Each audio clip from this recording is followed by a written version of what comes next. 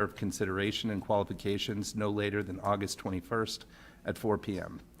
Please submit your information by mail to Town of Kingston, Board of Selectmen, 26 Evergreen Street, Kingston, MA 02364, or by email to ptucker@kingstonma.gov.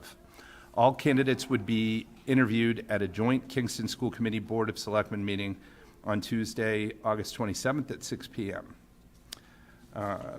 Any other announcements from the committee? All right, seeing none. Next is open forum. Is there anybody in our audience or online who wanted to speak at open forum?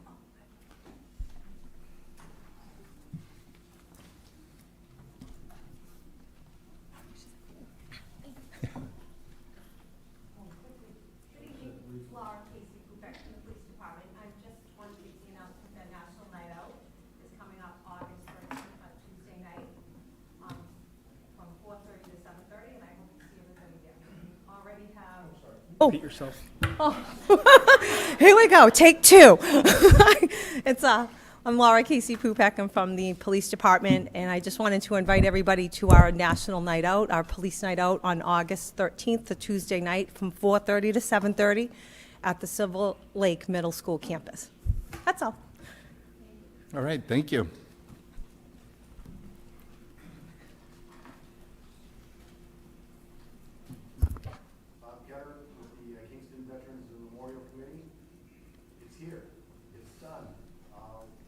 Repeat yourself. I have a limit. My name is Bob Ketter. I'm with the Kingston Veterans Memorial. I was the chairman of the group, and the memorial is now 99.9% complete. We got just a few little touches to do, some cleanup and everything like that. But what I wanted to do is to make sure that everybody in town was aware that we are not using any town water to irrigate our system. When we do start going back and transitioning into when the town will take over after the lawn and plantings have taken hold, you will have significantly less area that you will be watering because we've taken it up with our plaza and walkways. In addition to it, one of the things that happened as a result of all the work we've done out there, the building is now ADA compliant and wheelchair accessible, which is something we weren't planning on, but certainly a nice side benefit to it. And that's all I really have, unless anybody has any questions for me. No, thank you for all your hard work and diligence in getting this done. It looks phenomenal. Well, it was a gigantic committee effort. I know it. I think we had 99% attendance at all our meetings. So it fell to 6 of us. So what you're saying is now that you're done, you're ready for a new appointment to something? Well, No? I don't believe my wife sent me down here for that tonight. Oh, all right. All right, thank you very much. All right, thank you. Is there anybody else who wanted to speak at open forum? Do we have anyone online? Doesn't look like it. This is Sheila. I don't know if you can hear me because I can't raise my hand. Yep, we can hear you, Sheila.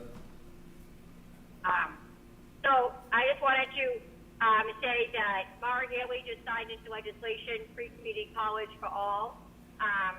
So I just wanted to let everybody know that any of the 15 community colleges is called Mass Educate, and there's Mass Reconnect, which means that anybody that does not have a bachelor's degree and fills out an application for a degree program, you can already have an associate's degree, just not a bachelor's. And if you are eligible to take it's not like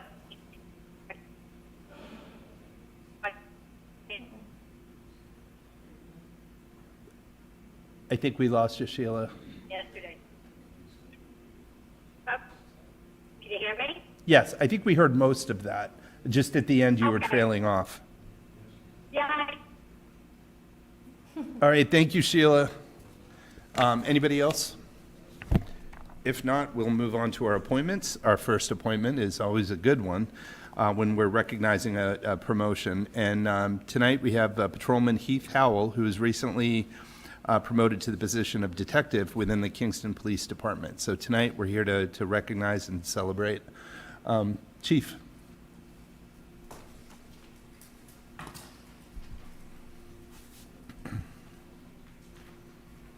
I got a green light on here, so I think I'm good, right?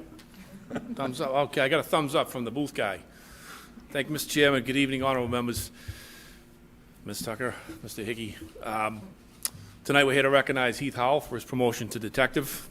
Heath grew up in the state of Maine and graduated from Sacopee Valley High School. And we're happy to have him here in Massachusetts, in southern Plymouth County, no less. He went on to attend LaSalle College in Newton, Mass., where he earned his bachelor's degree in the field of communications. He met his wife, Alyssa, in college. Heath and Alyssa now have a 2-year-old son who's here tonight, and they have a little girl on the way who's due in October. After a short career working in professional sports, Heath decided to switch his career to law enforcement. He started his career in the town of Cohasset, serving as a part-time police officer. And in 2016, Heath and Alyssa moved to the great town of Kingston. He was hired by the town in August of 2020, and he's worked as a patrolman since that time. While working for the Kingston Police Department, he attended the National University, where he earned his master's degree in the field of criminal justice. As a patrolman, Heath's attention to detail was noticed early, as was his compassionate approach towards victims, while he aggressively pursued criminal investigations that were assigned to him. This prepared him for his next step in his career. The detective division for the KPD has long needed an extra pair of hands. Earlier this year, we decided to open up the position for a patrolman to apply to become a detective.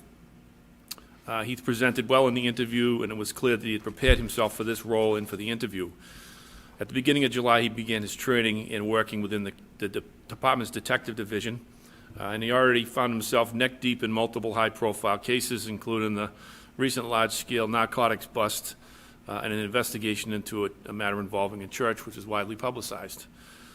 Today, I present to the Honorable Board Heath, and the purposes of this presentation is to swear him into his role of detective. This marks not only a major step in his career, but a major change in his lifestyle for Heath and his whole family.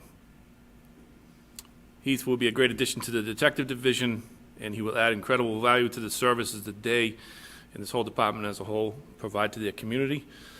And at this time, I'd like to call on the Honorable Clerk to swear in Detective Howell.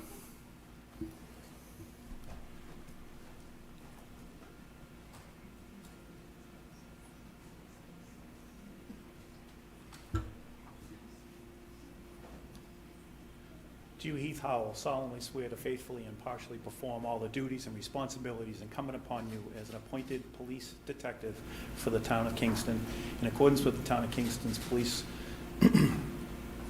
policies and procedures, the bylaws of the Kingston, Mass., the laws of the Commonwealth of Massachusetts, and the Constitution of the United States? I do. Congratulations. Thank you.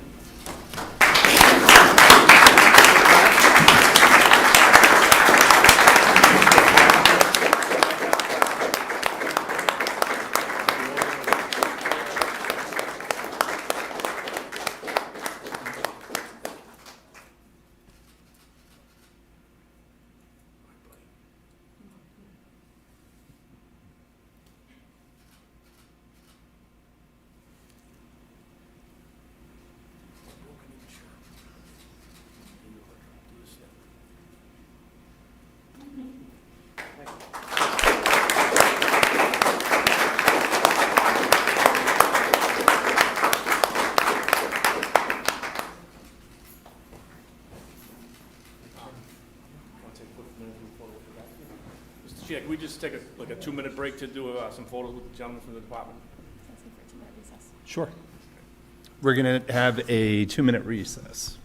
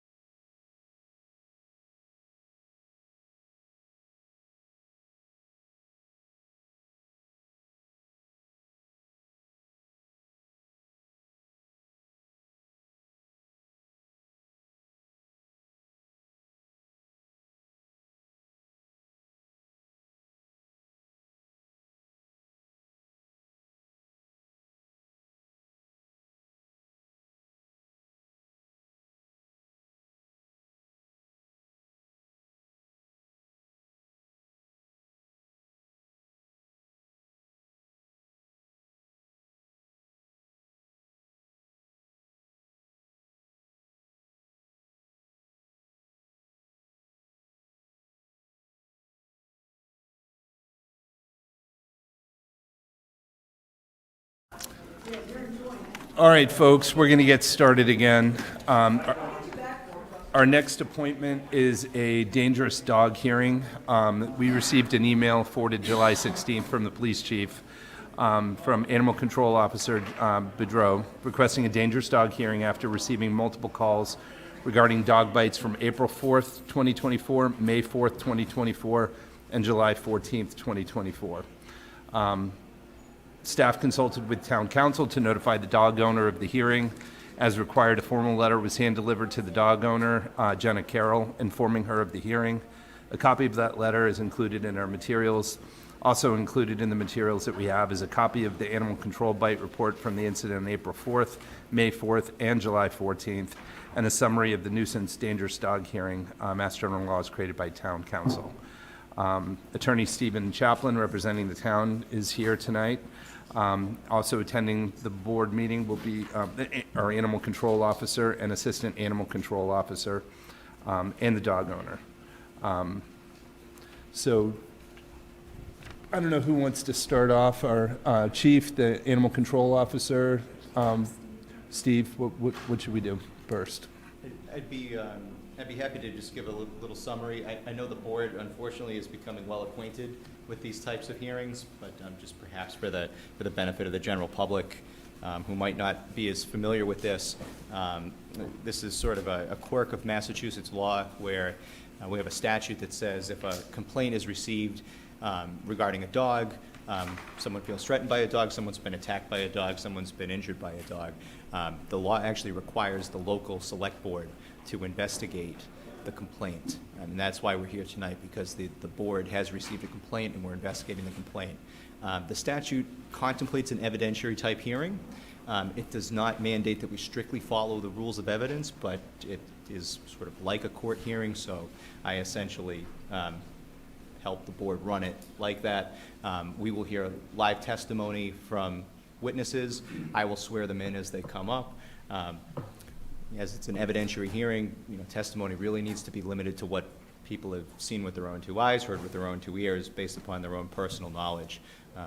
They heard something from somebody else. Obviously, our investigators, by the very nature of what they do, report to us what they found during their investigation. But in terms of the fact witnesses, the victims of the attacks and the owners, we limit it to their personal knowledge. After we I should also say we have several exhibits that have been included in the meeting packet, so those are also before the board as evidence. The owner of the dog as well, when not testifying, I would often give the owner a chance to ask questions of the witnesses. So, it's a sort of abundance of caution, a due process consideration. But bottom line, after the board hears all of the evidence, the board has to make a finding whether based on the evidence presented, the dog is a dangerous dog or a nuisance dog, and there are statutory definitions for those terms. Probably makes sense to visit them a little bit later after we hear the evidence. But after the evidence is in, the board has to decide, does the dog fall within the statutory definition of nuisance or within the statutory definition of dangerous? And if the board makes either of those findings, then the statute requires that the board order remedial measures. And again, we can go over what those are when the time arises. I don't. Oh, she wants to know if she should be translating what you're saying. So. Ideally, yes, but. Okay, let me know. It's probably. I'll let you know. Okay. And just for the benefit of those at home, we have an interpreter here as one of our witnesses. First language is not English, so it was a logistical question on that. So with that being the process at a high level, at this point, we would start calling witnesses, and I'll swear them in.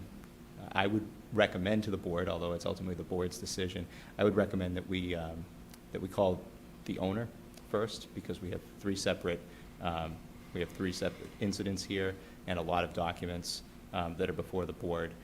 So perhaps the process might be streamlined by calling the owner first. Is Ms. Carroll in attendance? Is that you, ma'am? could you please step up to the podium? It's actually Jenna Goldstein, 44 Rabbit Road. So, but Carol's fine. Carol's fine. I do have some packets. Can I, just some information to share with you guys? Can I hand them over?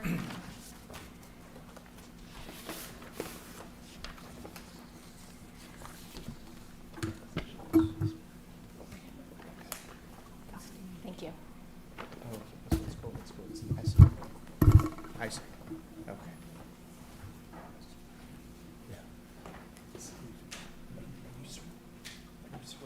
I'll swear Got it. before we. Okay. Thank you. Thank you.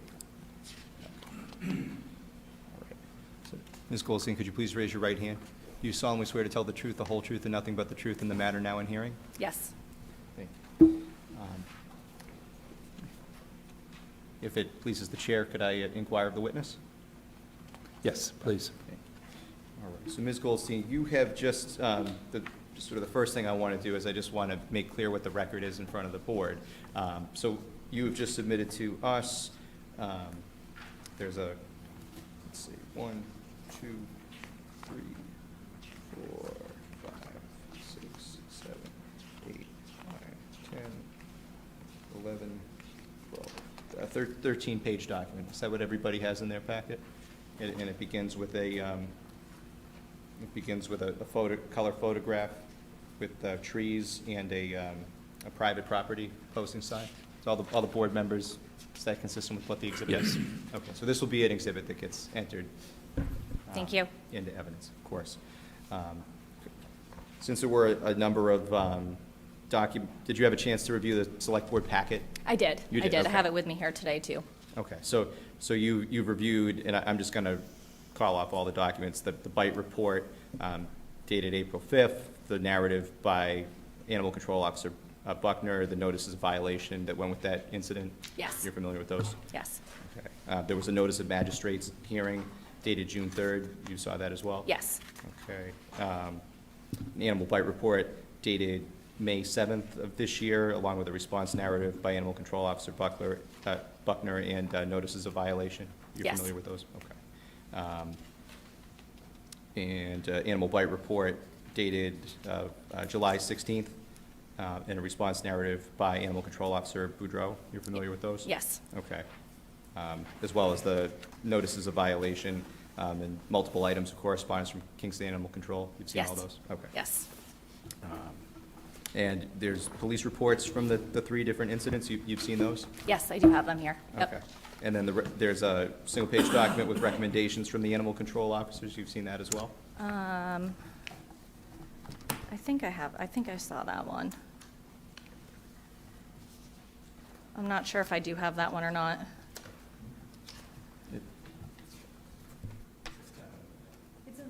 It is, all right, so I must have it in here.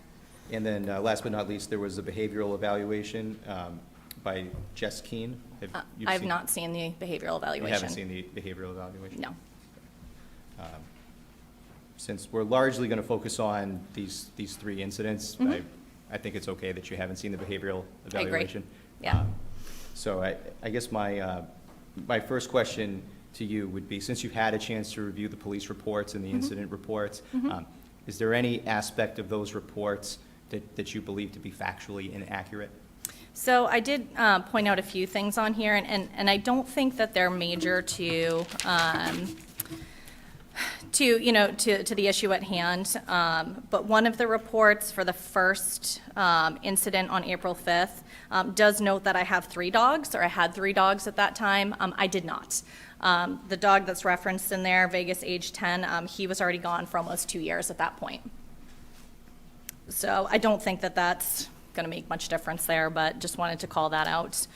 I did also want to make a note on one of these as well, that I did have or at least for the first one here, we did have instructions on or delivery instructions up on our application, the Amazon application. If you look at the packet that I provide you, kind of on page 1, you see the signs that have been posted. They've been there for years, at least 5 years since we've had our previous dogs as well. And then on page 2, related to that first incident, this is a conversation directly with, an Amazon representative, me trying to fact find and understand whether Amazon does provide translated delivery instructions to the non-English speaking drivers. That was just me fact finding. Amazon did confirm here that they do not provide any translated delivery instructions. And then if we also look at page 3, this is also related to the first incident. This is directly from Amazon. And we do have a note here that, we recapped that your dog was behind a fence, the address has delivery instructions to prevent this from happening. The driver did not follow the instructions in the address, thus causing the incident. Your address notes our leave package on or behind the snowmobile to the left when you hit the concrete driveway. Dogs are friendly behind an invisible fence, but they can't come to you there. So I do want to call that out, make sure that, the board does see that, does know that, that I have been, from the start here, putting measures in place to ensure that anybody that does come onto the property is aware of the dogs, and not to, kind of proceed or come up to the house. Can I continue, or do you have any questions? I was going to suggest that if, it sounds like you have other information Yeah. to tell the board, some of it from Yeah, the yeah. packet. So I was just going Okay. to suggest that you keep going. Okay, perfect. So after the first incident occurred, I did order, this is kind of on the next page up, you can see, I did order a delivery box. I did order signs. I moved those about halfway down my driveway, or put them halfway down my driveway, so they were nowhere near my house. My driveway, I'm sure everyone can tell you, it's about a mile-long dirt road. So about halfway down my driveway, we had erected the delivery box. We put a sign up. And then if you flip to the second or the page after this, you can see, I tried to get the most as I could on here.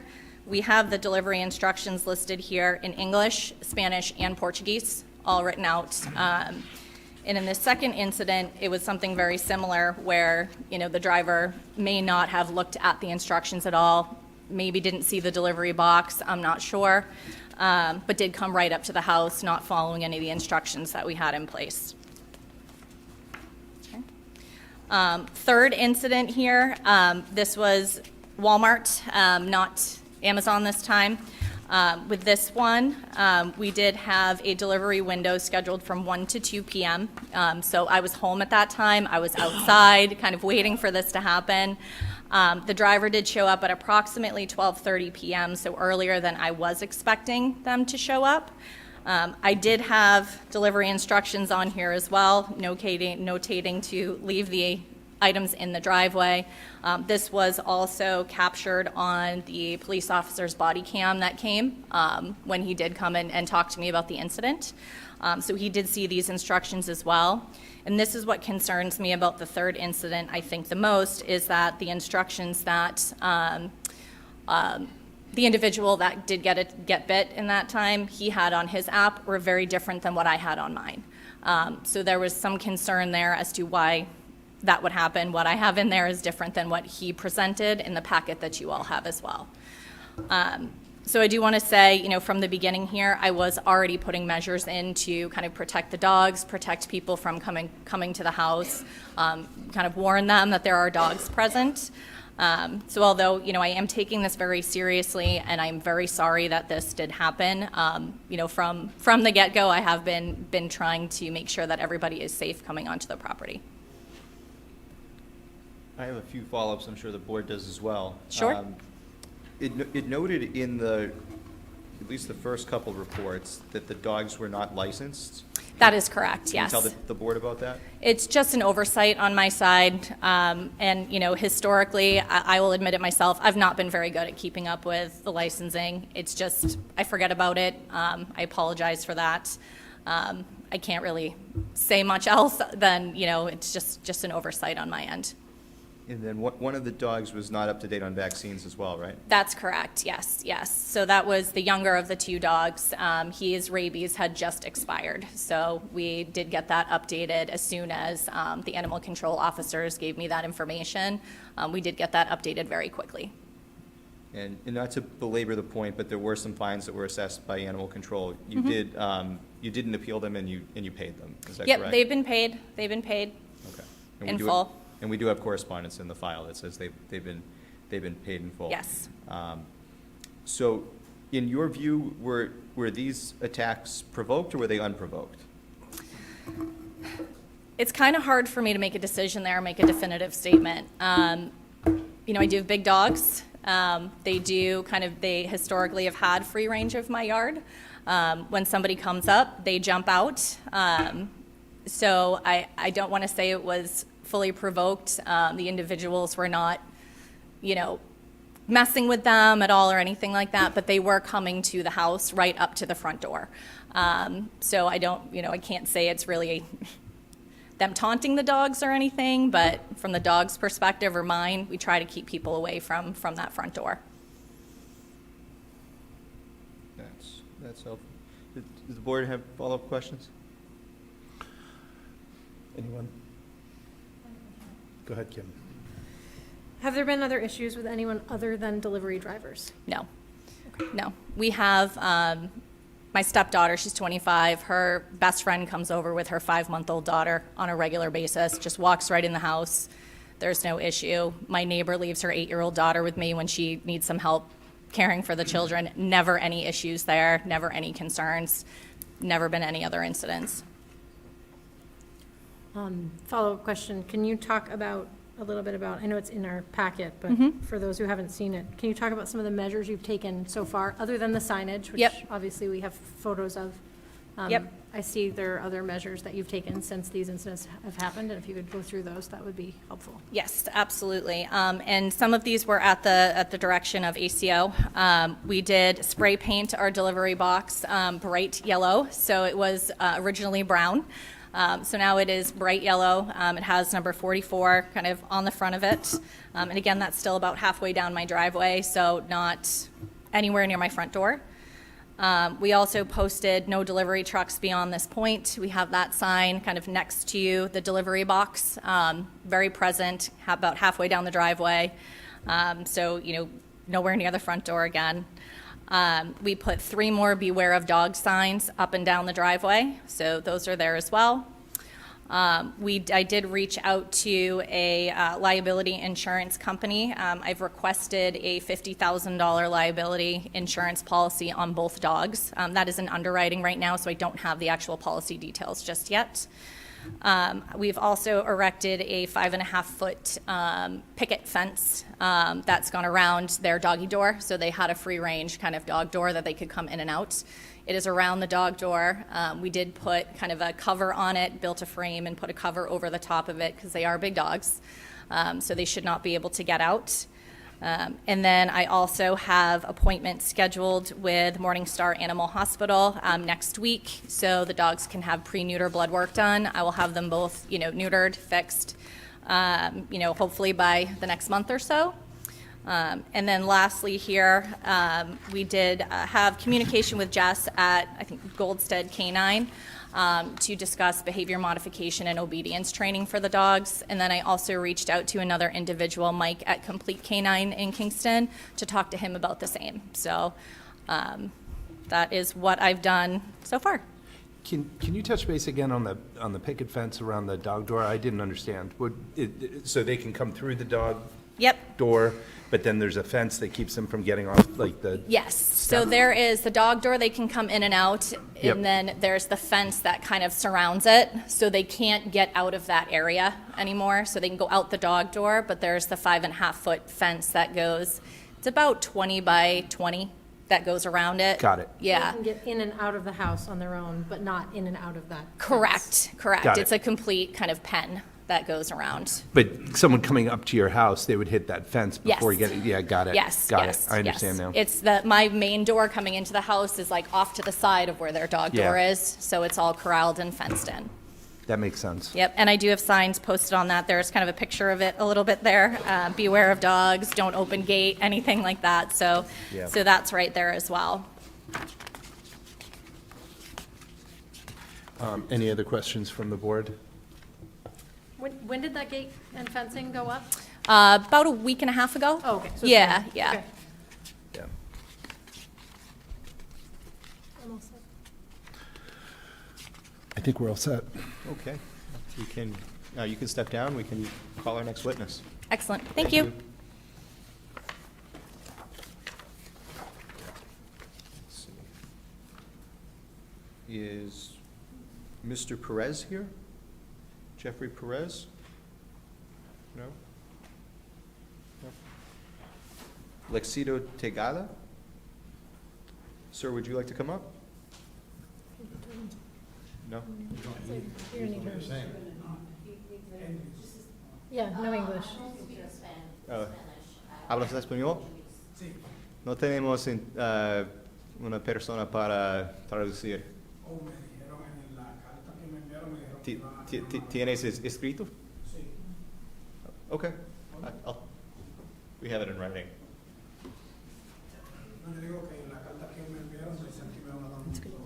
Gracias, señor. Oh, I'm sorry. I'm sorry, what we have in writing is saying that we would have somebody here. We don't have an interpreter, right? For Spanish? For Spanish? So, lo siento, señor, no tenemos una persona para traducir. Tentamos, pero no tenemos. No pienso que hace falta. Pienso que tenemos suficiente información. Okay. Buenas tardes. I told him I think we have enough information where we don't need him to come back on a different day to testify. Correct. Is that Yeah, a fair assumption? I would say so, yes. Yes. Thank you. I didn't realize my high school Spanish skills were going to be put to the test this evening.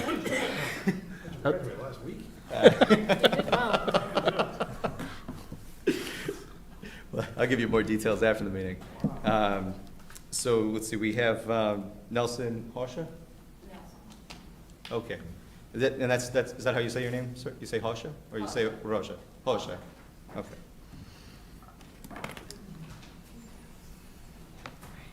And we have the assistance of certified Portuguese interpreter. Could you state your name for the record? Edina da Silva. I'm from Interpret and Translation Institution. Okay, so I'll swear the interpreter first. Can you raise your right hand? Do you solemnly swear to interpret this matter in hearing to the best of your abilities? Yes, I do. Okay, and sir, do you solemnly swear to tell the truth, the whole truth, and nothing but the truth in the matter now in hearing? Você jura falar a verdade, não mais que a verdade? Yes. Okay. Is this the third complaint or the? Yes. Okay, thank you. Just for the record, this is the victim for the third incident. Got it. Thank you. And just very simple question to the gentleman. Can you just please tell us in your own words what happened, leaving time for the interpreter to say it to the board in English? Vai ser simples e vai deixar tempo para mim poder fazer a tradução. So can you tell us what happened? Você pode falar para eles o que aconteceu e aí você deixa tempo para mim poder traduzir. Sim. Boa tarde a todos. No dia 14 de julho, Good afternoon all on July 14, no horário do almoço, during lunchtime. eu recebi um chamado para entregas de mantimentos. I got a call to deliver some food. Fui, fiz a compra e me destinei ao local, à casa.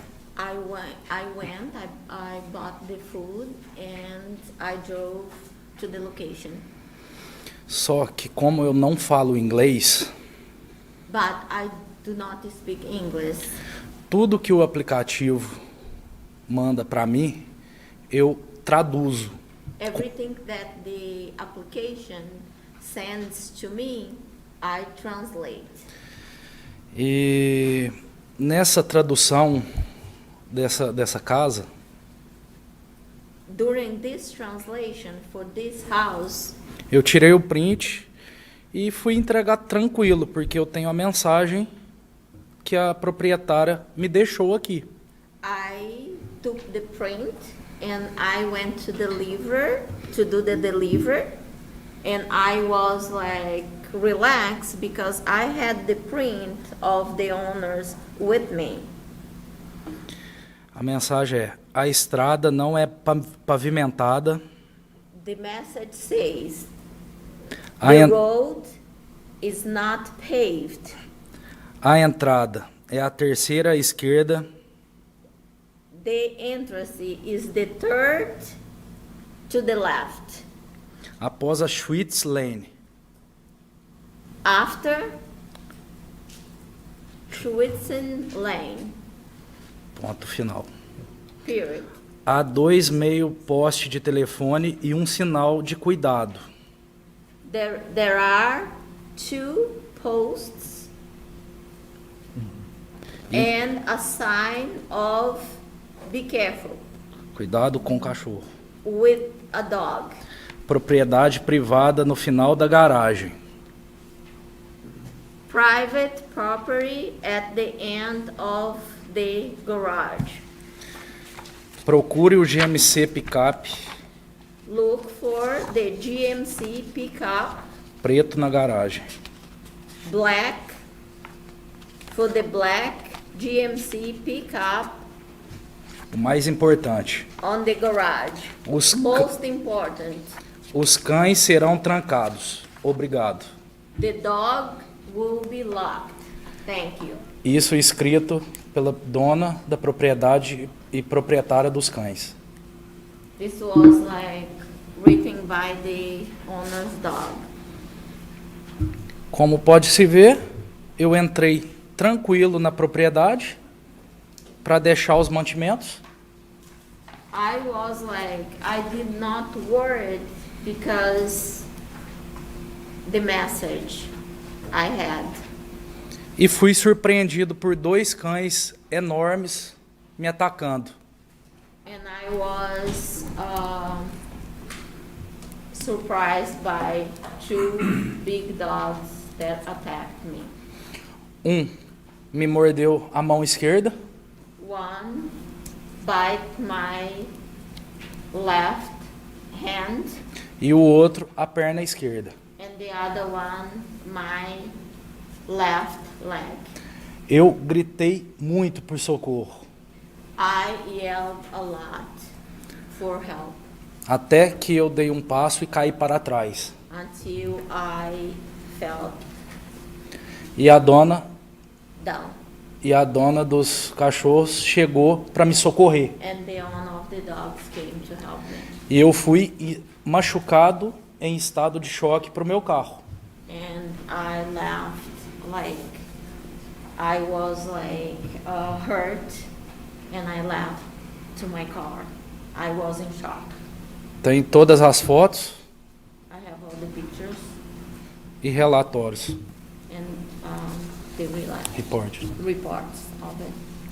E até então, somos só eu e minha esposa aqui nos Estados Unidos. So it's just me and my wife here in the US. E eu não estou conseguindo mais fazer a entrega, que é meu trabalho. And I cannot do delivery. That's my job. Porque qualquer lugar que eu vou, eu estou com medo de ser atacado novamente. Any place that I go, I'm afraid to be attacked. Não desejo isso para ninguém. E, infelizmente, eu não recebi nenhum telefonema perguntando como eu estava. Unfortunately, I did not even receive the phone call asking how I was. And I don't wish that on anybody.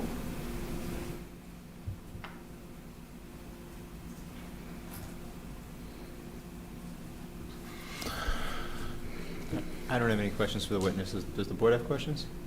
No. Do you have any questions? No. Thank you.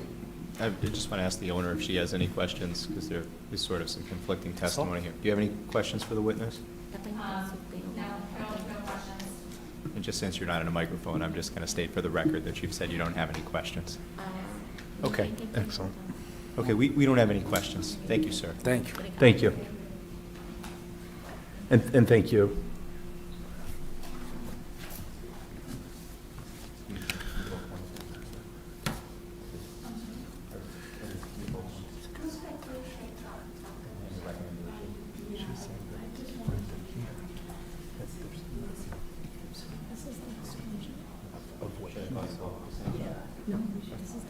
Okay, we're going to have, we're going to call Animal Control Officers Boudreaux and Buckner to the stand at this time.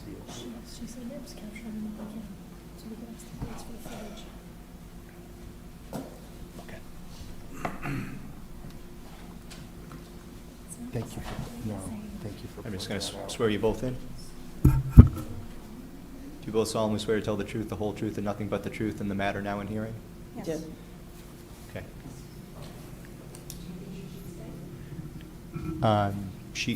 She certainly can to translate for the gentleman, but we are not going to recall him. I don't anticipate it as a witness.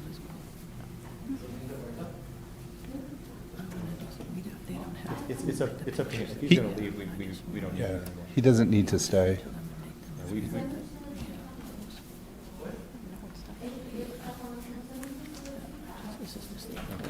Thank you. Okay, you're all set. Thank you.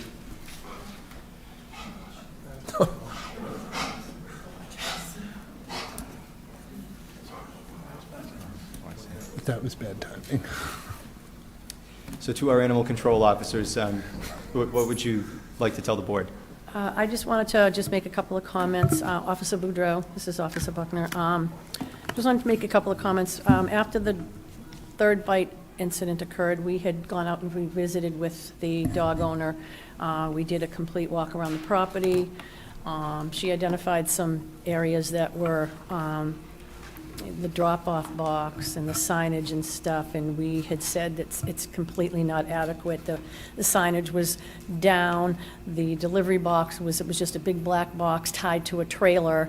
There wasn't really a lot of proper signage, so we had a very difficult time understanding where the delivery drivers were supposed to go. We had a very long conversation with Ms. Carroll. We walked around the property. We told her what we thought the improvements should be. My only concern is the fence that she's referring to. Does not appear to be a 5.5-foot fence. It's a very poorly thrown together picket fence with, I don't know if you folks got a photo of the after picture with the top over the top of it. If you look at the spaces, we told her that the spaces in between the pickets are just too wide. The dogs are just going to go plowing right through that. We suggested that she insulate the inside of the fence with either chicken wire or chain link to prevent the dogs from going through. We also requested that she erect some type of a roof. The tarp and the fence, this is just not acceptable containment for two Great Danes, one that's 140 pounds and the other's 130 pounds. Though they're very nice dogs, you know, we had no issues with them when they were at the shelter. This is just not going to be adequate enough to contain them. We also had asked her to show us where they have an electrical fence system for the dogs, and that they usually they roam all around the property. And that was another issue too, because she was allowing them to come out through that hole in the side of the house and just roam all around the property. I'm not sure if you folks have a picture. I can give it to you. You guys can pass it along so you can show what we were looking. So that picture shows that the electrical fence kind of does a triangular shape through the driveway. So as soon as somebody enters the property and goes to put packages at the front door, they're crossing that electrical fence boundary. There's no signs that say there's an electrical fence there, so I would assume nobody would know that it was there otherwise.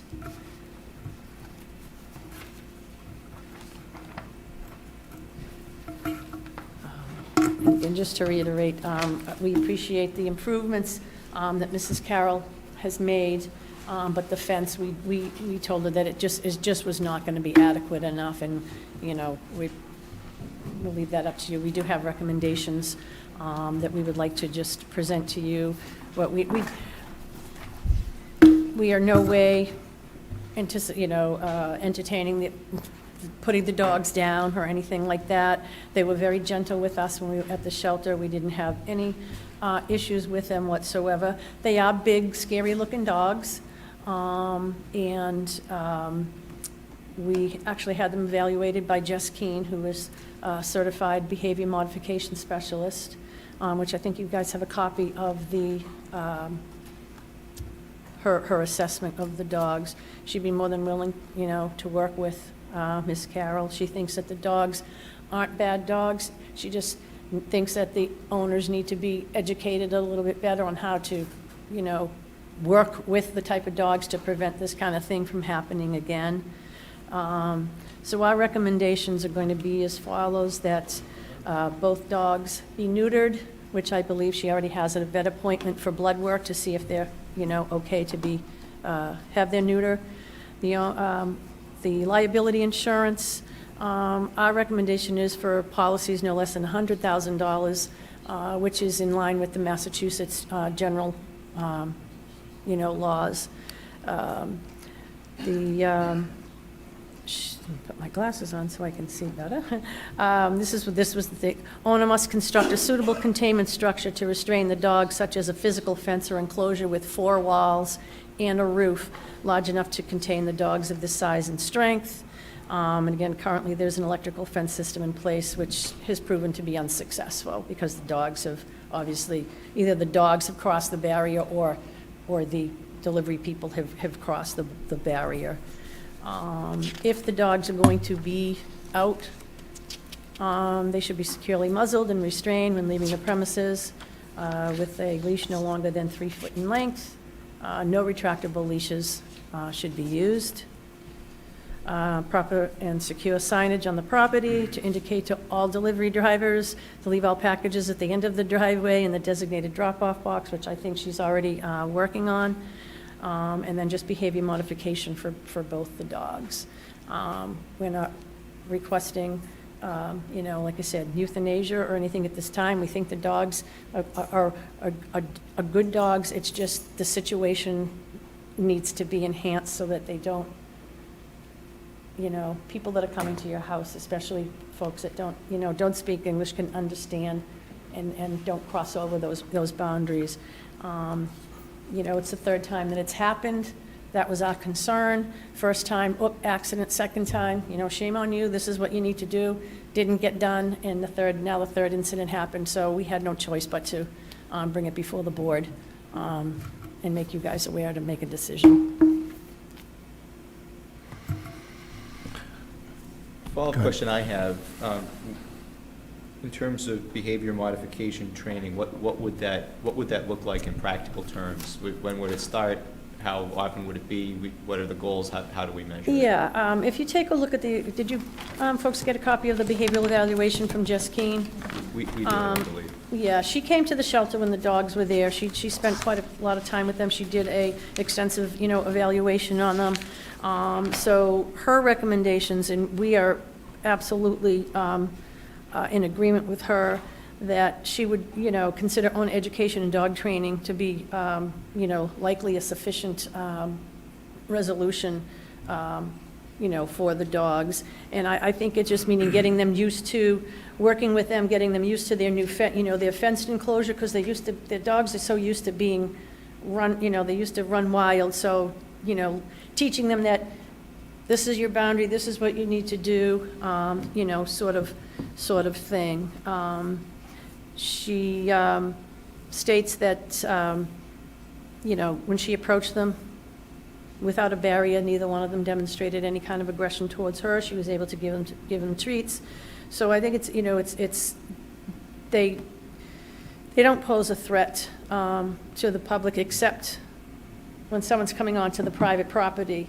The owner really needs to be diligent in making sure that either the dogs are locked up or contained behind the fence, which, like I said, she's working on doing that. So You know, I truly believe, my professional opinion, and with the behaviors, it's really, they're not bad dogs. It's just, they just need to be really, they're large dogs, and they need to. They're a year and a half old as well. So we Right. think more behavior training in terms of controlling reactivity and just having the dogs be used to various amounts of people will help immensely.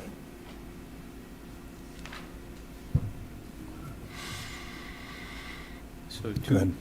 couple follow-ups. So in terms of, because I'm selfishly probably going to have to write a draft decision on this. So if the board were to order training, how would we order that in specific terms? Is it a number of sessions? Is it until Ms. Keene feels that the dogs have had sufficient training? Yeah, and we can, I think that Ms. would Ke- fall under Mrs. Keene's recommendations on how she feels the dogs are progressing. yeah, she's been doing this for 17 years, so she's, you know, we trust her completely. Our forte, we know basic training. We're trained to spot aggression, but as far as, you know, specific behavior modification, so they're not jumping, so they're not lunging, so they're not, you know, they don't want to bite somebody. That's all behavior that can be modified, and that's something that, you know, Ms. Keene can work with them on. I would give, like we have in the past with other hearings, give a certain amount of time for, you know, Ms. Carroll to get the dogs into a training program. It should be done sooner rather than later, and maybe give her 30, 60 days to get some sessions in with Jess, you know, send us another reevaluation, see how the dogs are doing, and then notify the board of how that's going, and then we can take it from there if that's amenable to you folks. That was my first follow-up. And then my second follow-up was regarding the fence. I believe the recommendations require that there be a roof, which I do not believe there is currently. Correct. Right. Our recommendations are a solid constructed 4 walls with a roof. That's not what's there right now. It's 4 walls, fully constructed with lots of gaps and a tarp over the top. Dogs are going to suffocate under that thing. It's out. Did you guys see the? I have if you partial image. You have the before pictures though, right? So-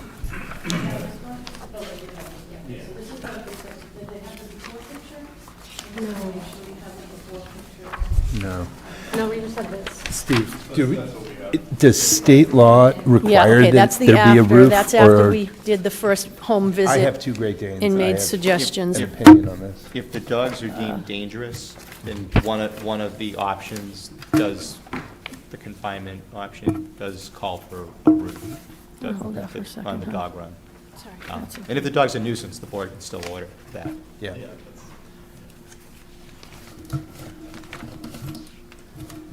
Let me just show. I don't have any other questions for the animal control officers.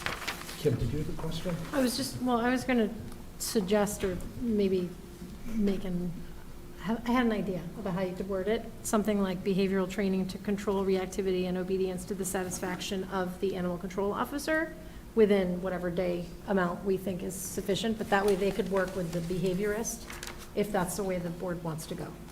But I felt like that might- I'd be more than happy to write that up if the board were to vote that. I just throwing out that idea. I think that works well. The only question I had was, I know you recommended $100,000 per dog. Did you say whether you thought 50,000 is sufficient? Well, the or, I state, mean- we came to the determination 100,000, that's what the Mass General Law, you know, that's one of the conditions that we can, so if. That's if- per if- dog. Per dog, if you choose 50,000, that's certainly, that was the recommendation that we use, it was the state, you know. And in the past, few years that we've done these hearings, it's always been $100,000. Okay. Especially given this is the 3rd time, and there's 2 dogs, and each time it's been a little more aggressive. The incidents have, you know, gotten a little more advanced. To clarify that, if the finding is dangerous, one of the options is an insurance policy of not less than $100,000. If the finding is nuisance, then it's not specified. But you could add insurance, and you could make, if it were nuisance, you could require insurance, and you could make it 50,000.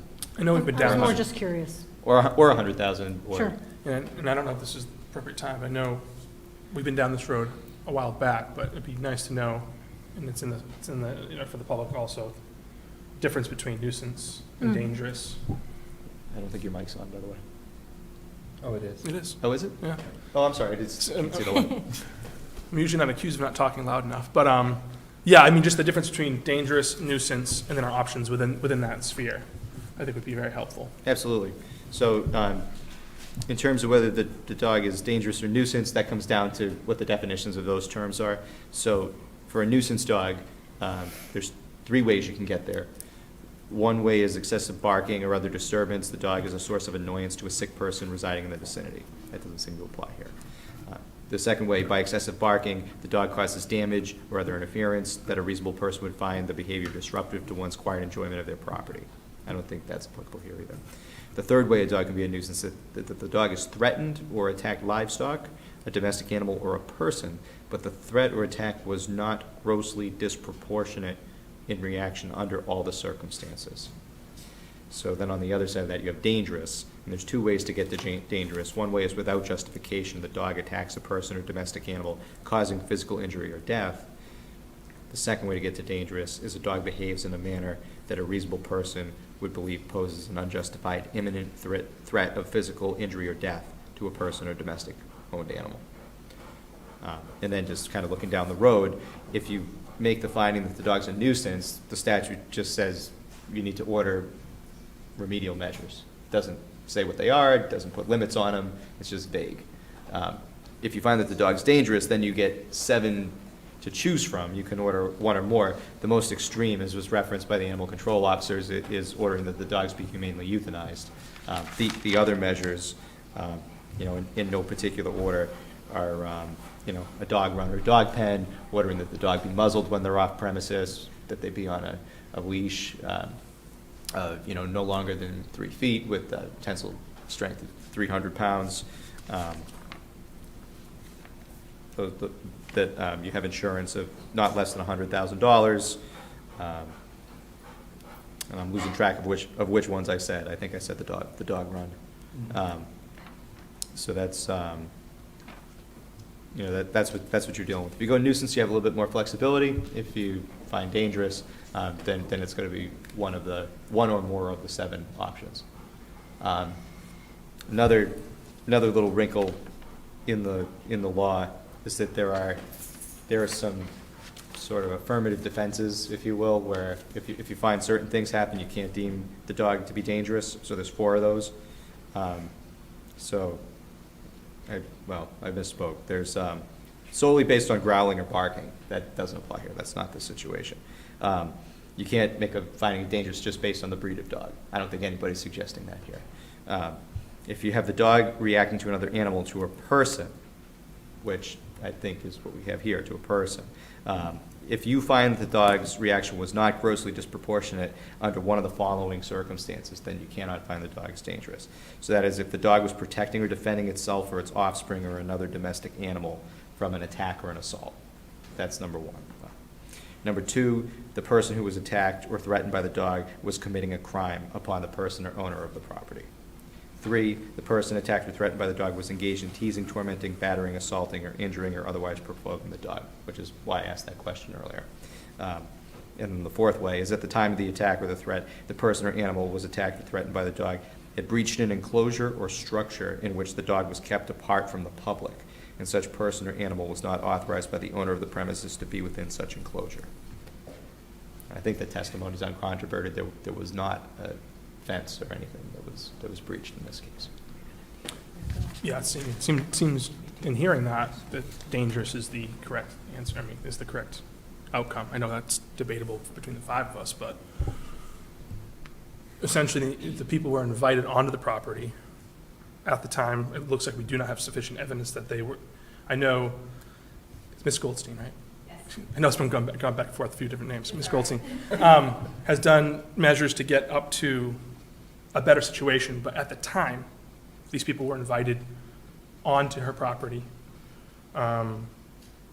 and under testimony that there was not sufficient signage to warn them of a dog, and I think unfortunately, with all due respect, we have to sit and we have to talk about dog, but it's essentially the owner's fault.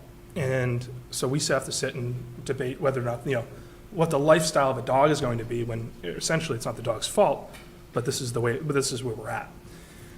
I think that the fact that we're here after 3 bites, 3 attacks, versus after one, or it wasn't handled after one, I think that's an issue. I think there's a lot of issues, but I think a lot of it comes down to, one, should you really be having delivery or anybody come down your road? And I understand I understand having a farm dog. I grew up in property. I grew up in, we've had farm dogs in other areas. I understand that, but when you're inviting people onto your property, it's a different scenario than having 200 acres. And so I think dangerous is what they are. I don't think I'm open to everybody's opinion, but it seems like they're under the dangerous category, and I'm not going to argue for euthanasia and things like that, but I definitely think there needs to be things put in order that aren't.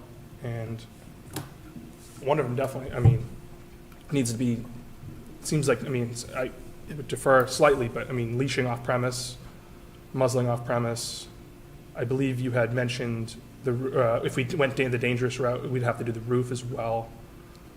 I'm sorry? If we went to the dangerous route, we'd have to do a roof over on the fence. Yeah, the as well. fence, That's what the state recommends. yeah, the current status of the fence is not acceptable whatsoever as far as we are concerned, and what the state says. It's got to be 4 walls with a roof. And as you can see by the pictures, and based upon the size and the strengths of the dogs, it's not, that's my biggest concern.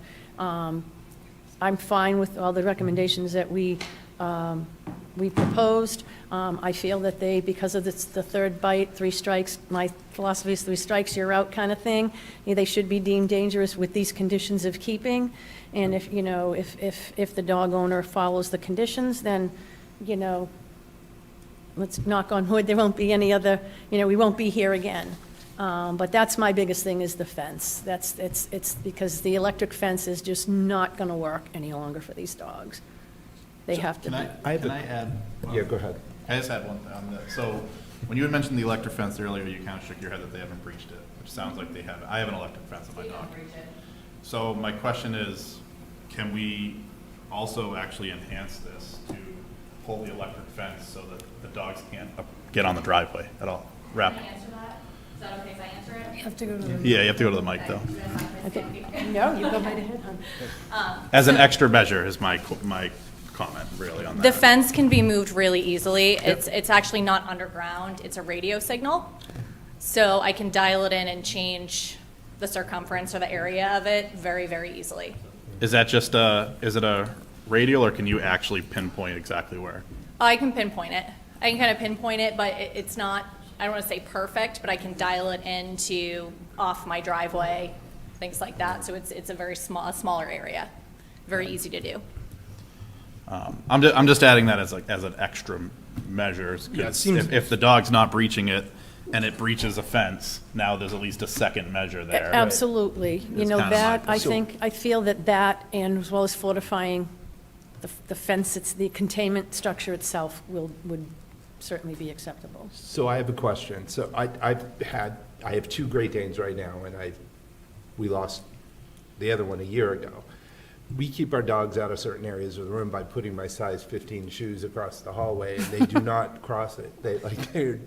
They don't jump. So like with other breeds that climb and go over 20-foot fences, do we have to do a roof for the entire area where they're going to be? And, I guess we would if we had a small run, but this is a different kind of fencing. Like my backyard, I've got a 4.5-foot fence around a whole area where the dogs they have. But it sounds like with this, we can't do that. Well, the area that she has fenced in, it's like a patio. area, that's the size of the area. It's not a very large area, which Yeah, I think she we said 20 feel by 20. significant enough for two dogs Yeah. that size to be roaming around and, getting the exercise, so to speak, that they need Right. in that small little area. And certainly the picket fence is not a strong enough material to contain them. I Right. mean, the gaps are like, one of the dogs, Hank, he's 140 pounds. He's this tall. He comes up to, I'm Yeah, 5'8", I- he comes up to here on me. I have a 210-pound So, Great yeah, Dane so who he- comes up to here, his but head he won't goes cross my right shoes. over the top of the fence, and there's louvers on the pickets. Yeah. They just climb right up and over, so that's why we had. Okay, so that's what we were suggesting, Yeah, to and fortify after it, Kim- so that they can't get out through the gaps or climb over the top, hence the roof of some sort, but the top, I just feel is gonna be detrimental to them. They're skittish dogs to begin with. You put a top up there, it's blowing in the wind, they're gonna be all crazy, and, you can get hot under there too.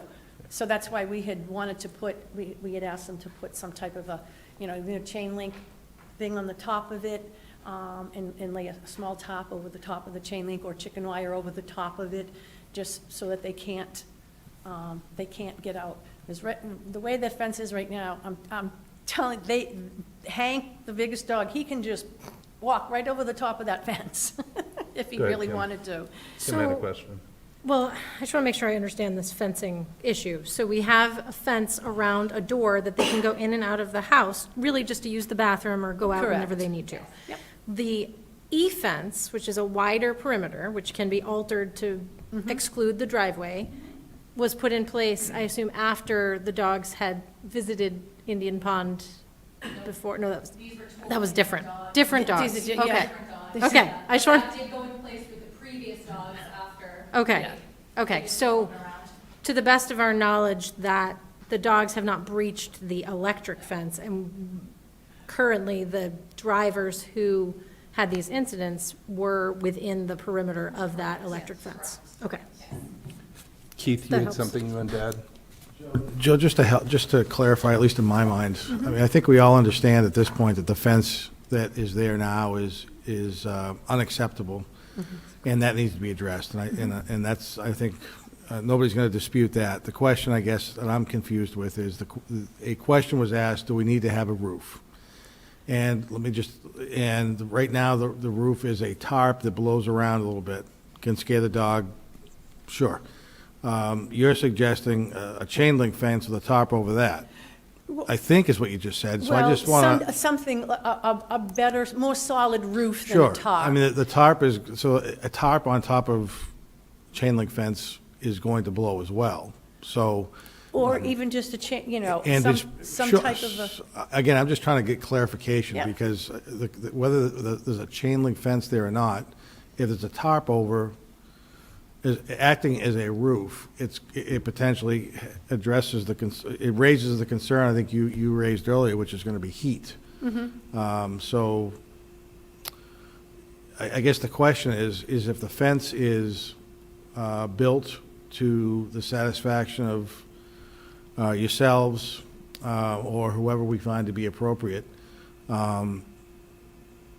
Eric mentioned that his experience with a Great Dane is they aren't jumpers. So if they've got a 5-foot fence or whatever the height is that you have there now, excuse me, is there even a need for a roof?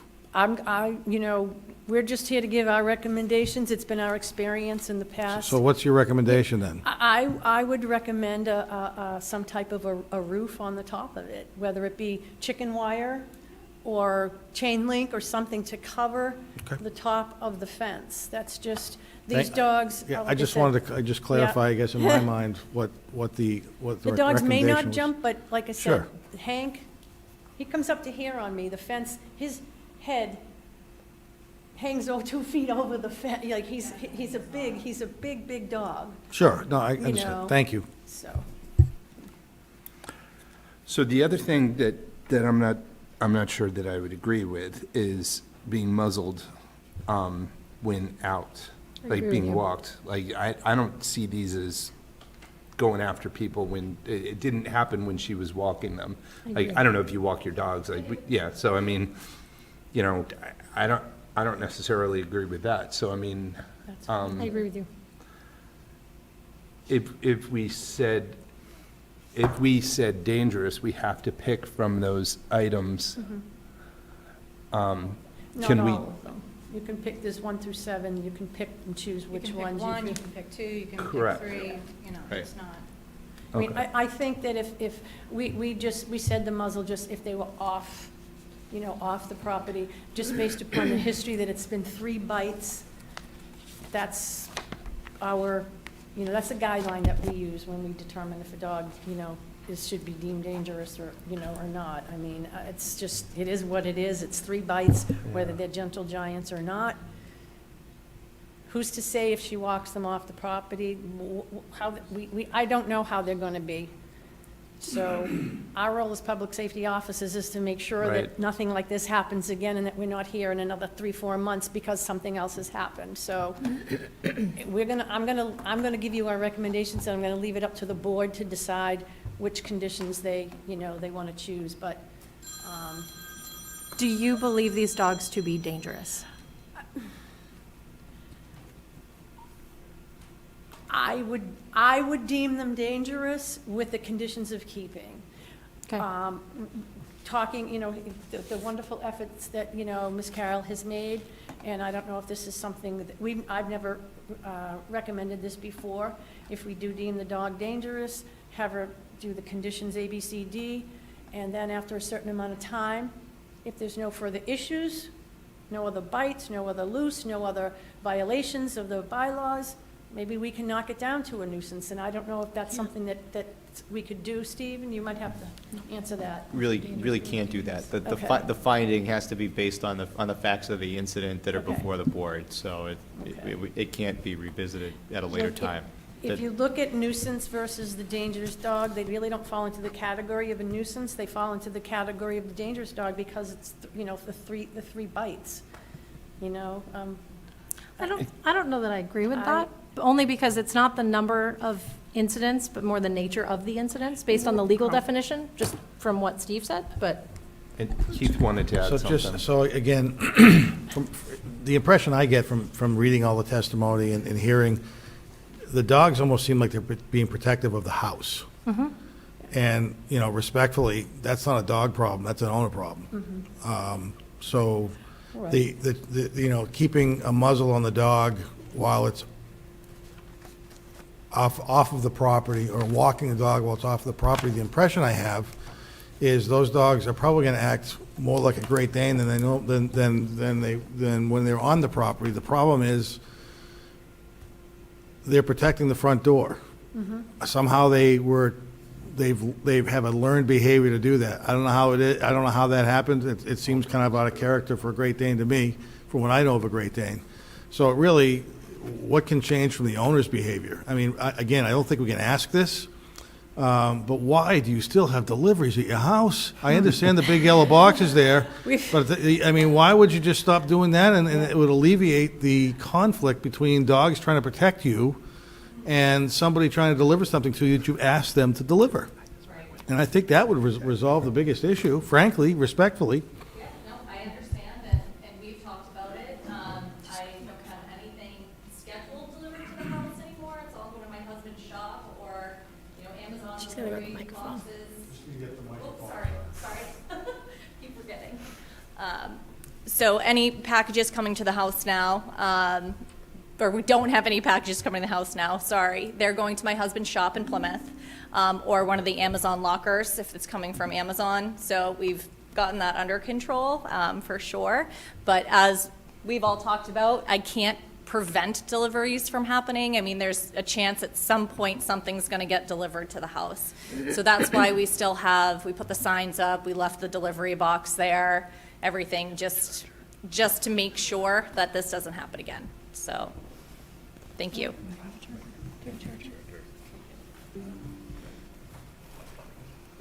Yeah, I know he's coming.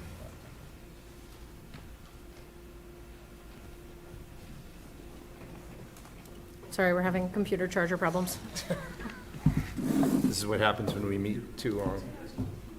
Thank you. Any other questions Any other comments? It sounds like what we need to do first is declare the dogs either nuisance or dangerous. It's just part of the motion though, right?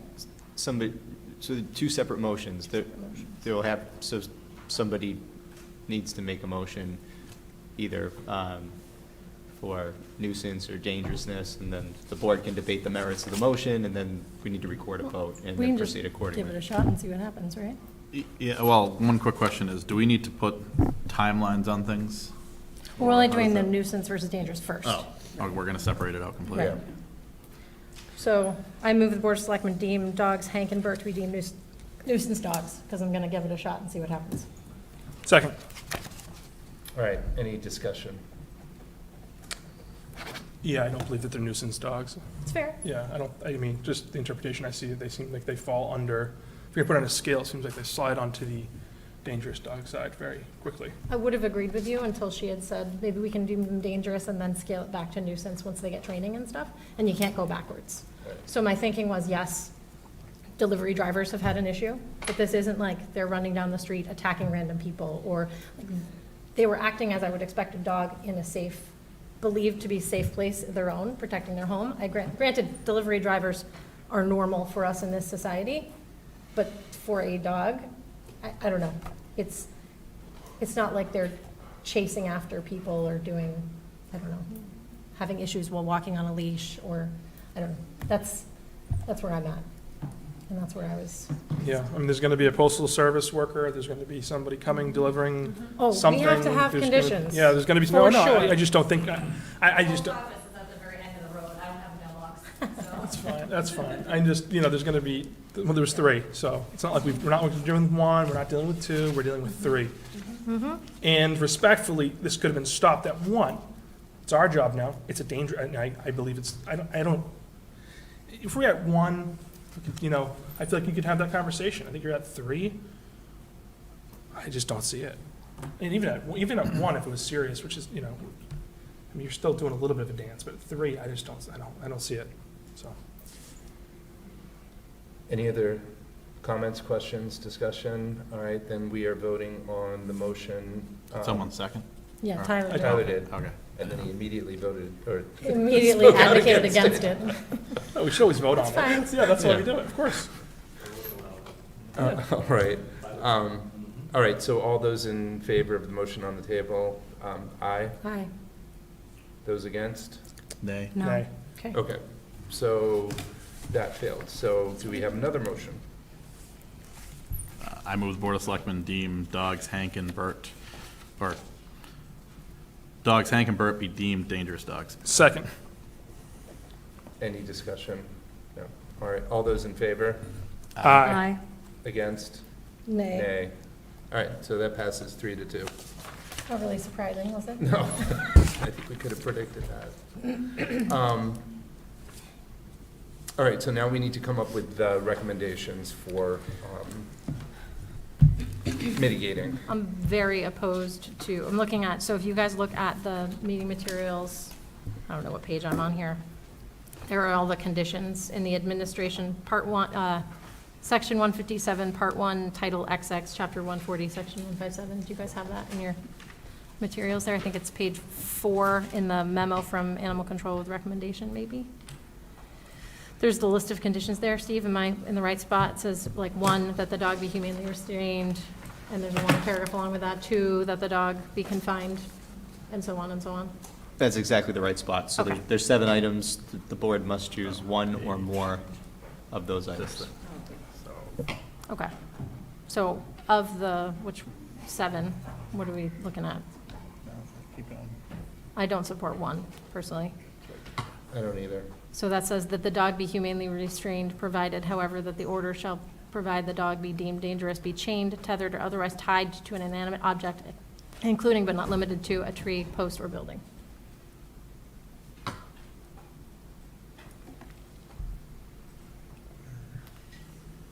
Now, this is basically the pen that we would typically do. Am What I are you talking right? about, 2? Yeah. So, but did anyone support 1? No. Nobody supported number 1? Okay. Okay. So number 2 is basic, I mean, correct me if I'm wrong, but that's basically the fence, the roof, a pen. Am I right? Two is the pen condition that was discussed before. Okay. Does anybody, I mean, that's basically what they're asking for. And we have a fence, it's not adequate to what the animal control officer is looking for. Yeah, which, marking it dangerous means we have to follow this to a T, correct? Or can we add, Can we modify it at all, or is it? like, in other words, By statute. adding the fence, but also, putting in there that the electric fence can't cover has to stay away from the driveway. So, right, so electric fence doesn't appear in here? Okay, So you're limited to these So what's in 7? this? Okay. I mean, you can pick other ones and throw the fence out, but But you I don't can't think modify these. They are these Which I options, think and is that's one it. of the reasons we used nuisance before. Correct. Because you can do more to nuisance as opposed to dangerous. That's correct. I mean, you could, Can't do other stuff. you could order condition number 2 and, have the enforcement that it be to the reasonable satisfaction of the animal control officers. Okay. But in terms of the substance of these items, you're stuck with them. But this part 2 is pretty much what you're suggesting. There, I don't see, No, he just wanted to move he wanted to require them to move the fence off the driveway, I think, but we can't do that. the electric fence. So 2 seems, 2 is what we've been discussing, so 2 would, I mean, Yeah.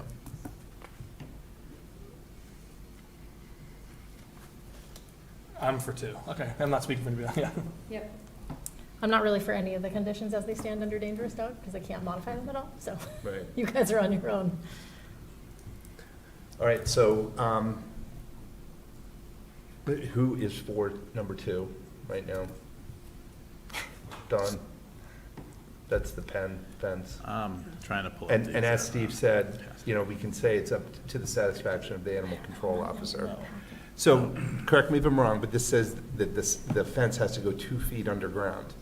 But we're saying we're leaving enforcement to the animal control officer to their satisfaction. If they don't believe it needs to go 2 feet underground, it doesn't have to go 2 feet underground, or it has to the letter of this. To the letter of this, it would have to be not less than 2 feet under the ground. You can put the enforcement in the hands of the animal control officers. I don't think they got that explicit in their recommendation.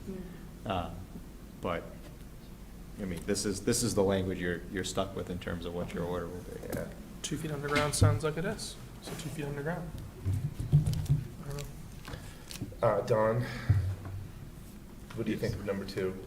Kim and I are both no's. I mean, they need to be contained, so. Okay, number 3, this is the dog shall be humanely muzzled and restrained with a chain or tethering device, having a minimal tensile strength of 300 pounds. I'm not for that. I don't think they need to be muzzled, so No. I'm a no on that. Tyler? Definitely no. Yeah, I'm a no for that, on my side, so. So we're 4 no's. Doesn't So it matter. doesn't really matter what you think, Tyler. All right, Sorry, buddy. Number 4, this is You can tell us what you think, though. proof of. No, I won't. I'm I'll used leave to it. being the one no. It's Yeah, I'll fine. take it. You can join the club. No, I'll leave it, it's fine. Okay, so number 4 is requiring insurance in the amount of no less than $100,000 Okay. Per dog. per Yep. dog. Thank you. Right.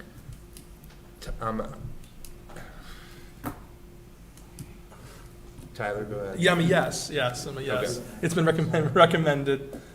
It's, seems reasonable. All right, Kim? I mean, I'm just gonna vote no on this entire motion, so. All right, Don? Which one? Number 4. Yeah. Yep. Okay, and Missy? Yes. 4, okay. So that passes. Number 5, if the owner or keeper of the dog provide to the licensing authority or animal control officer information, hold on, identified in the order, information by which a dog may be identified through its lifetime, including but not limited to photographs, videos, veterinary examination, tattooing, or microchip implementations. They or didn't ask for that. combination. Yeah, it wasn't asked for, so I'm a no. Yeah, I'm fine with it now. Okay. Number 6, that unless an owner or keeper of the dog provides evidence that a veterinarian is of the opinion the dog is unfit for alterations because of medical condition, the owner or keeper of the dog shall cause the dog to be altered so the dog shall not be reproductively intact. She's already And got she's this. already Yeah. starting that. So I'm fine with that. So 2, 4, and 6. And then 7 is The humanely euthanized, euthanized. so Right, so we're out. So it's 2, 4, and 6. So someone has to make the motion and read all those out loud, I'm assuming, or as written in the statute? That's a sufficient motion. Ah, okay. Someone want to make a motion? As written in the statute? Well, you got, Items, Roman numerals 2, 4, and 6 as written in the statute. So moved. there you go. Right? All right, do I hear a second? Second. All right, all those in favor? Aye. Aye. All those against? Nay. No. All right, so it passes 3-2.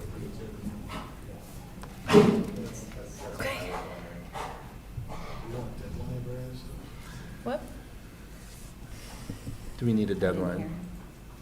I didn't think we could Do we have a modify reason, any of this. 60 days? I think 60 days is appropriate for training. She can require a We don't have extension training in here. if- Oh, there's no The training training's not in there? there? It's No. not an option on the It's not 7 an option. Oh, I'm sorry. conditions? I'm sorry.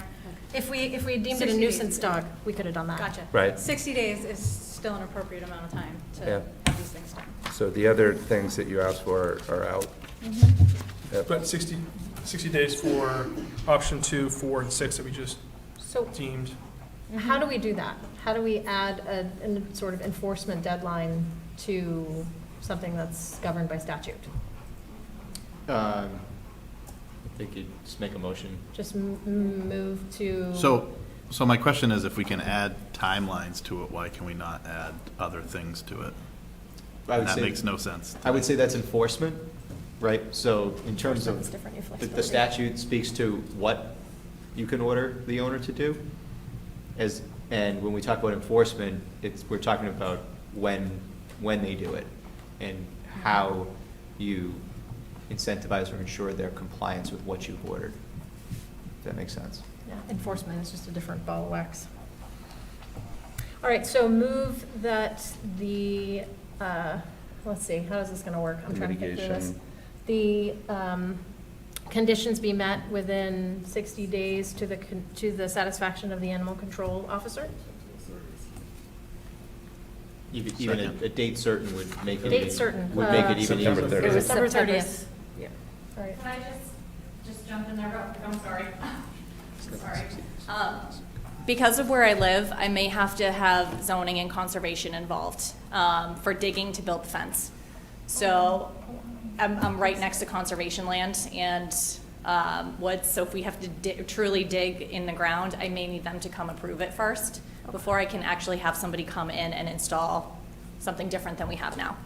So how about, this is what we did before, so how about move that the conditions be met to the satisfaction of the animal control officer with the ability for the animal control officer to issue an extension should one be needed? So, Jenna, I just want to explain something. This actually, the wording is actually that if, hold on. If such enclosure has no floor secured to the sides thereof, the side shall be embedded in the ground for not less than 2 feet. So if it's on your patio, or if there's some way for you to mount the sides to the ground or the floor, then you wouldn't have to go down 2 feet. Correct. But I don't know what that would look like. I have no idea. Deb over here just said she has the final say, so I don't know if that's going to be okay with her. Who? Did you just say that? Oh, no, that would be, I mean, that would be fine, as long, you know, like I said, as long as it has the 4 sides in the roof. I don't feel it needs to be dug into the ground. I think that the dogs, once they get used to their new space, they're gonna be okay, as long as it's adequate to contain them, as we said. So I still don't- I still We don't- still have to fit into the requirements of the definition under dangerous dog. So whether or not you think it's sufficient, it doesn't, it has to fit here. So it's Well, either, and it's if either it's somehow- attached to a structure of some kind, or it's buried 2 feet. There's no It wiggle can be room. attached to the house right now, it's attached to the house right now, so. But if it's on a, if it's on a deck or concrete, if it can be fastened to that, then you're fine. Yeah, so. If it's dirt, I don't, I mean, You're exactly right. yeah. It's patio wall, like she's got, I got a neighbor, it's not permanent. So you can strap it into the concrete. You're boxed in. does it say in the Boxed in. You're statute boxed that into you the can't do statutory that? language. Well, it says It if it can be says fastened. here, so, provided further that such pen or dog run shall have a secure roof, and if such enclosure has no floor, secured Okay. to the sides thereof. Okay. The sides shall be embedded, shall, not may, shall be embedded into the ground not less than 2 feet, and provided further that within the confines of such pen or dog run, dog house, or proper shelter from the elements shall be provided to Just to protect the prevent dog. dogs from digging under. Yeah, okay. But we have no flexibility. With dangerous Right. dog, it's this. Right. Okay. But yeah, the training. Which, for the record, can't I put still in don't there. understand why you can do more under nuisance and not under dangerous. It's not necessarily more, Well, you can. flexibility. You have more for- flexibility, yeah, I don't know why the legislature wrote the statute that way. There's some other Yeah. peculiarities of the way this law works as well that wouldn't hurt being clarified. So it's a point well taken. That said, if the board wants to impose a enforcement deadline, you do need to make a motion. Yeah, so the motion, I don't think I got a second. So the I had motion I second. made, oh, you September did? 30th. September 30th. Yeah, so move the conditions be met to the satisfaction of the ACO within, with the ability for the ACO to issue an extension by 9:30. Issue an extension if needed. Second. All right, all those in favor? Aye. Aye. It's unanimous. Okay. Thank you, everybody. Good luck, Ms. Goldstein. Thank you all for your time. Yep. Appreciate it. Thank you.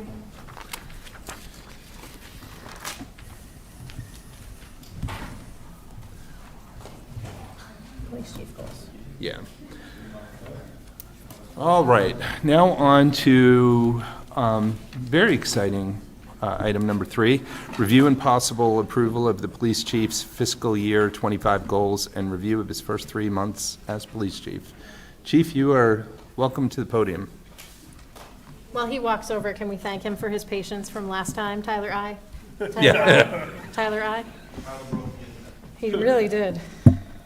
I did it so I could be here in person, so it means a lot. We missed you. Tyler,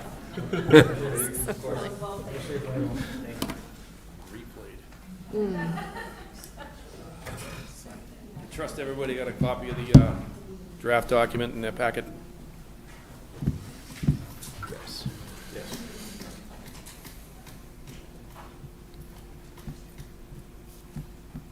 Ask any questions?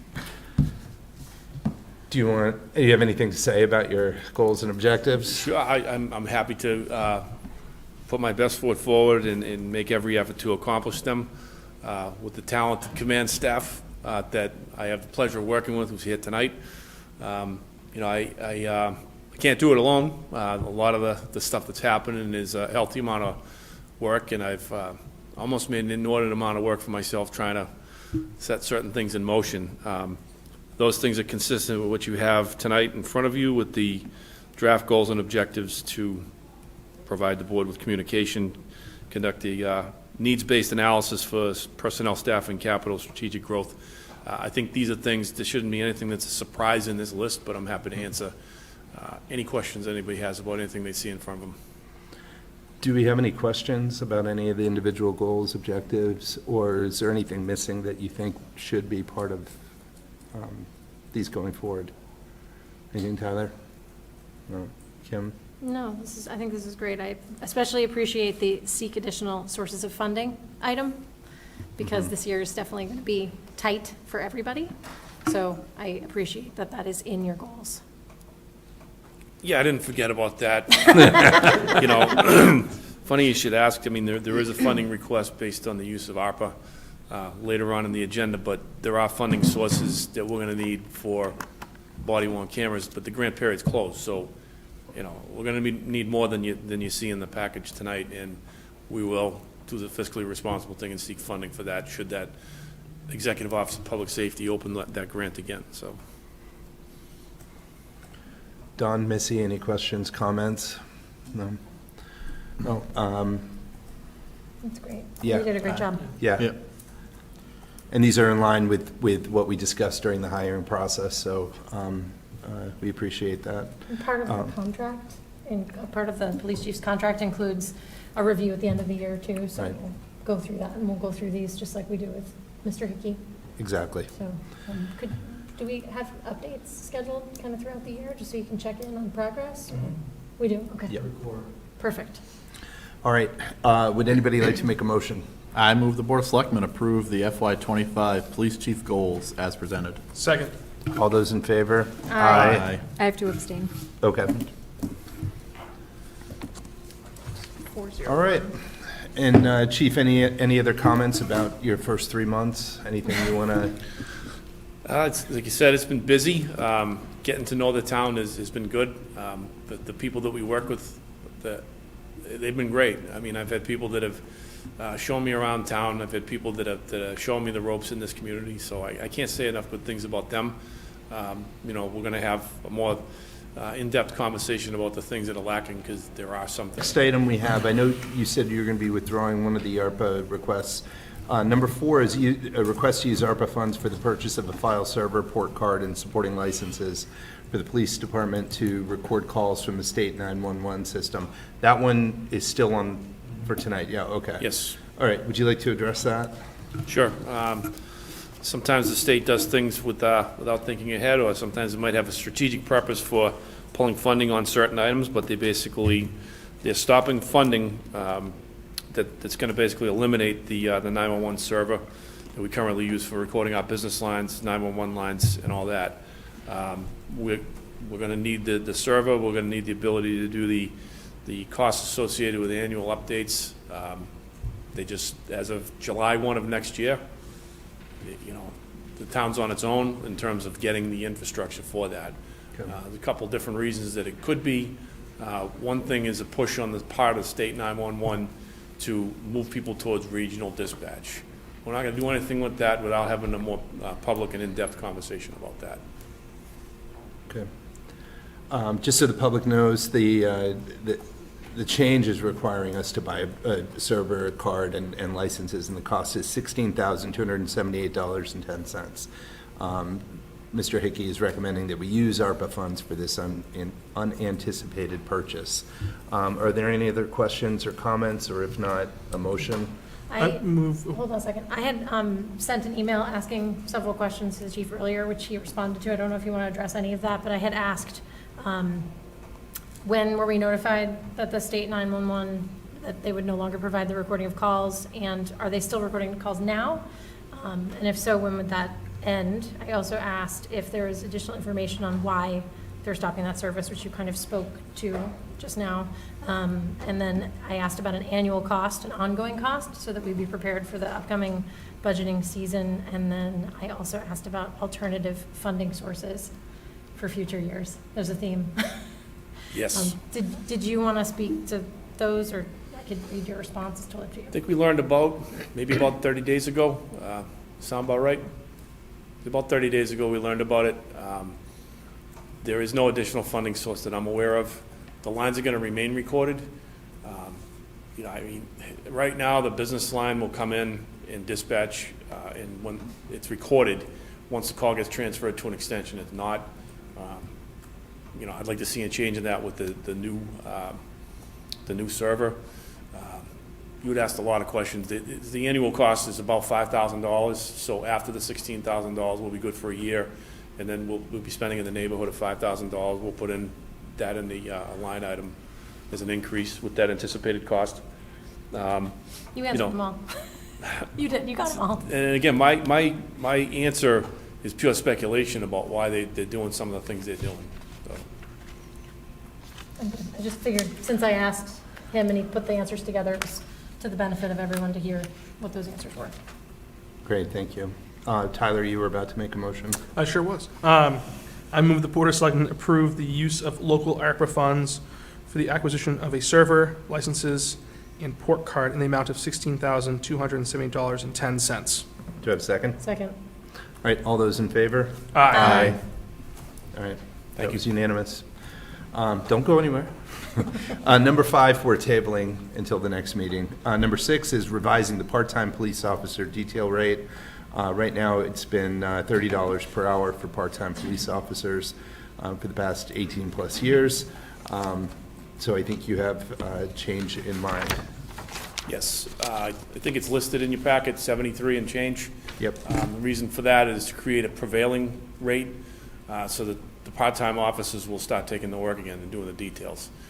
They're just simply not interested in coming in for $30 an hour. You know, some of them work in other communities, have other jobs. One of the challenges that we have, you know, obviously we learned this through the Main Street water main project, is we can't always get the bodies, the officers, the regular workers to take the work because they're working elsewhere. So what this will end up doing is it'll end up putting more players on the bench so that when we have a big project, you know, the money stays local for people that work for the Kingston Police Department. I have no problem seeing the work farmed out after right of first refusal of all the regular employees and then the part-timers in-house when the work goes to Plymouth PD or any of the surrounding towns or the sheriff. So one question that came up is this going to have an impact on whether or not we can afford whatever's budgeted in whatever line items for the details? And the answer is no, because the part-time officers won't take the work, and somebody else will take it, possibly even at a higher rate from some of the out-of-towners. So this solves a bigger problem.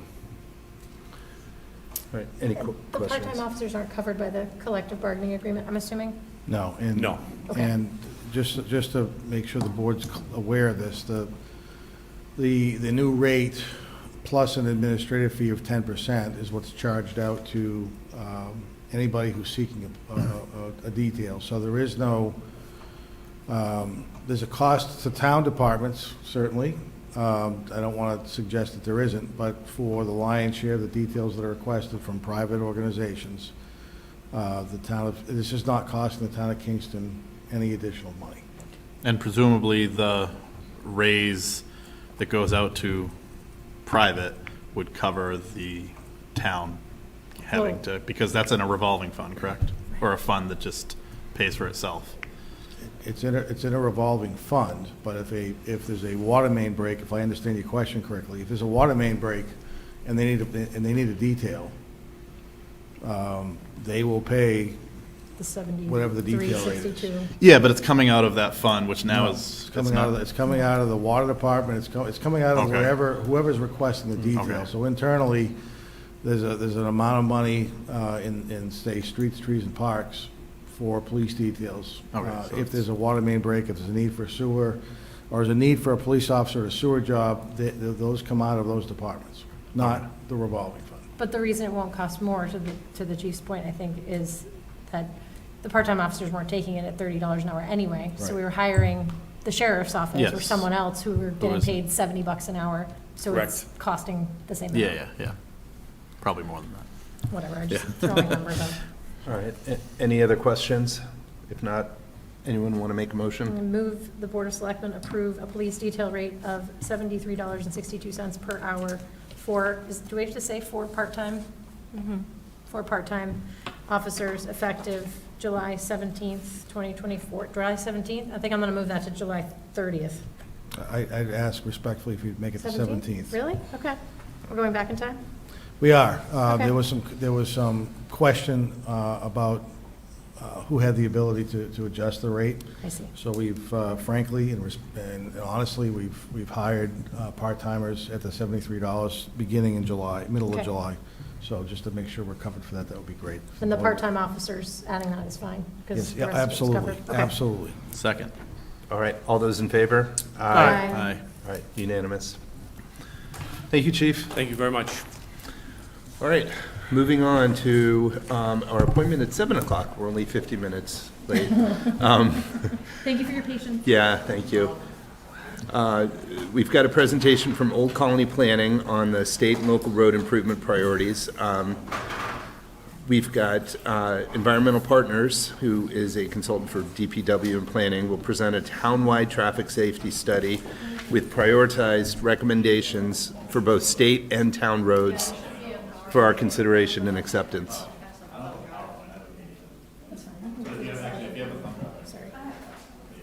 We have More enough time, Val. technical difficulties, just a moment. Actually, if we want to take, I need a 3-minute break.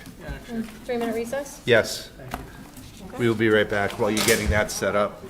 Too bad.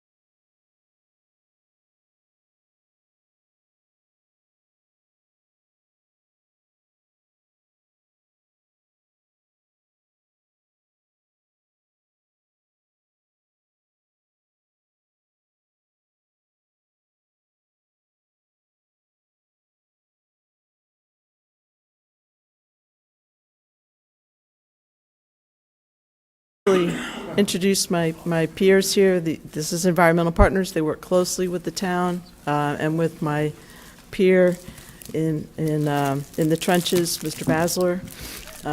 We've worked together and have invested planning board public benefit monies to work with Environmental Partners to do a comprehensive assessment of things that we need to do and try to rank those so that we have some priorities. And that's because, as we've been saying for quite a while now, the money's run out. Chapter 90 is level funded, and we don't have enough money to tackle all of the problems that we know we have in town. So we want to try to prioritize them with our roads and safety, and then seek funding and look for ways that we can improve our streets. So with that, I'm going to hand it off to Environmental Partners. Thank you. Thank you, Val. My name is Jim Fitzgerald. I'm principal at Environmental Partners, and I'm joined by Margot Schoenfelder, a senior project manager. We're here to talk about the townwide transportation assessment project that we've been working on here in Kingston. Next slide, please. Just run through real quick our agenda for tonight. First will be, I'll be going through a brief overview of background on the project, why we're here. Then Margot will be going through our existing conditions assessment efforts and the methodology that we use to identify what projects are needed and methodology for prioritizing those projects. Then we'll be getting into the top priority projects that were identified from this methodology, and last, go through the next steps. Next slide. So by way of background, here in Kingston, there are 80 miles of town-owned roadways, and despite the amount of inflation and the rising costs of living, the rising costs of construction, the Chapter 90 allocation each year has remained stagnant since 2016, making it really challenging to meet all the needs with those limited funds.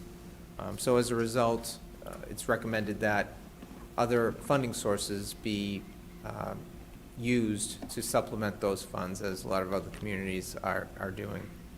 Next slide, please.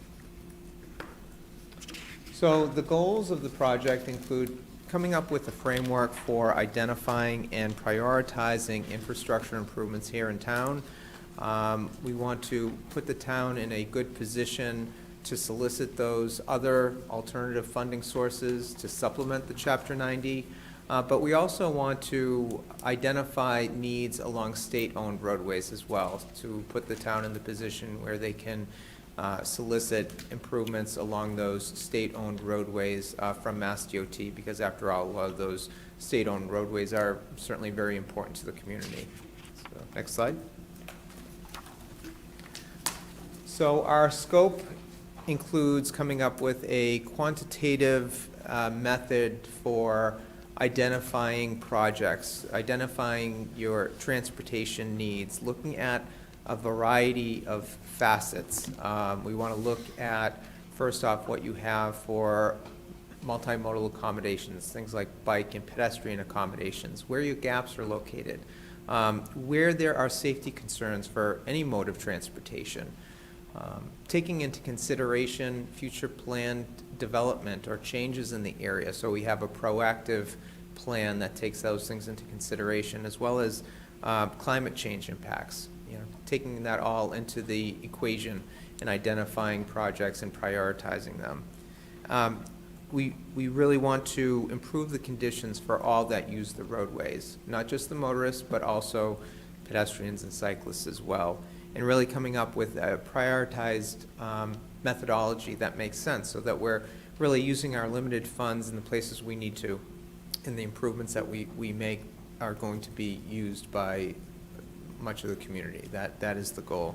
Last but not least is to come up with some order of magnitude costs and anticipate a level of effort for the top priority projects. And with that, I'll turn it over to Margot to go through the existing conditions. Great. And just to add on to Jim's overview of the project, we're here with you this evening to get approval on what we have identified as the top priority project, so that we can move on to that next step of the study, which is developing conceptual designs, refining the project scope, and identifying the project costs. Okay, so with that, I will go to existing conditions. I'll breeze through these. I know you know your town better than I do, certainly, but just wanted to give you some of the factors that we kept in mind when we were identifying what the needs are in town. So as Jim mentioned, we looked at what the jurisdiction was for each facility. This map shows the state-owned roadways in the darkest, thickest gray.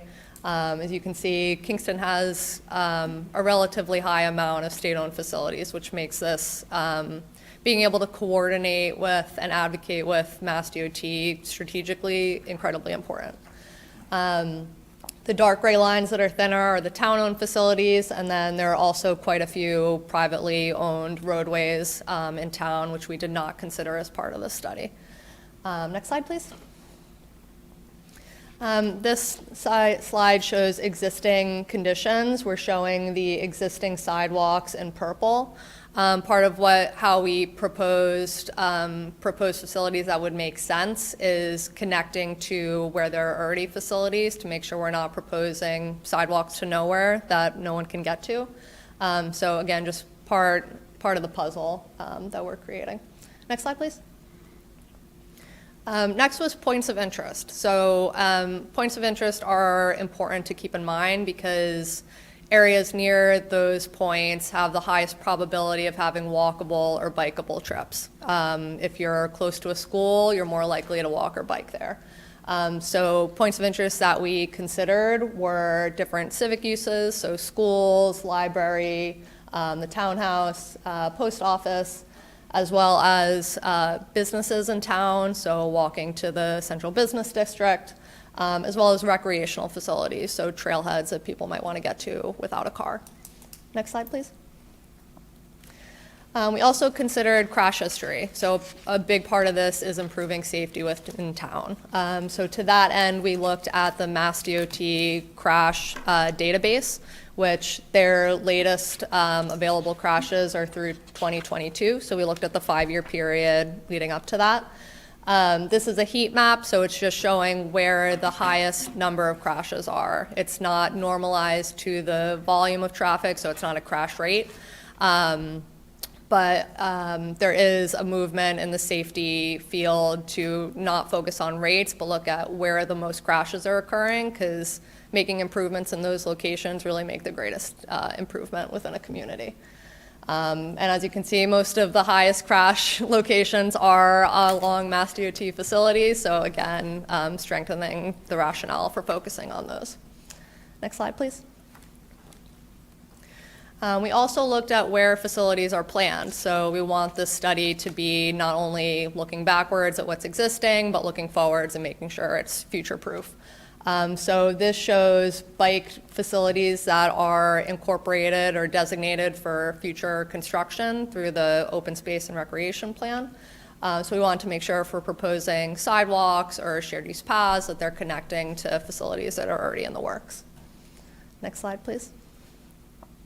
And then along with that future proofing of the study, we also looked at what facilities, roadway facilities within town are vulnerable to the impacts of climate change. So particularly if a roadway could be overtopped in the future, we want to highlight that in the study as a potential risk to the town that should be considered in prioritizing improvements. Next slide.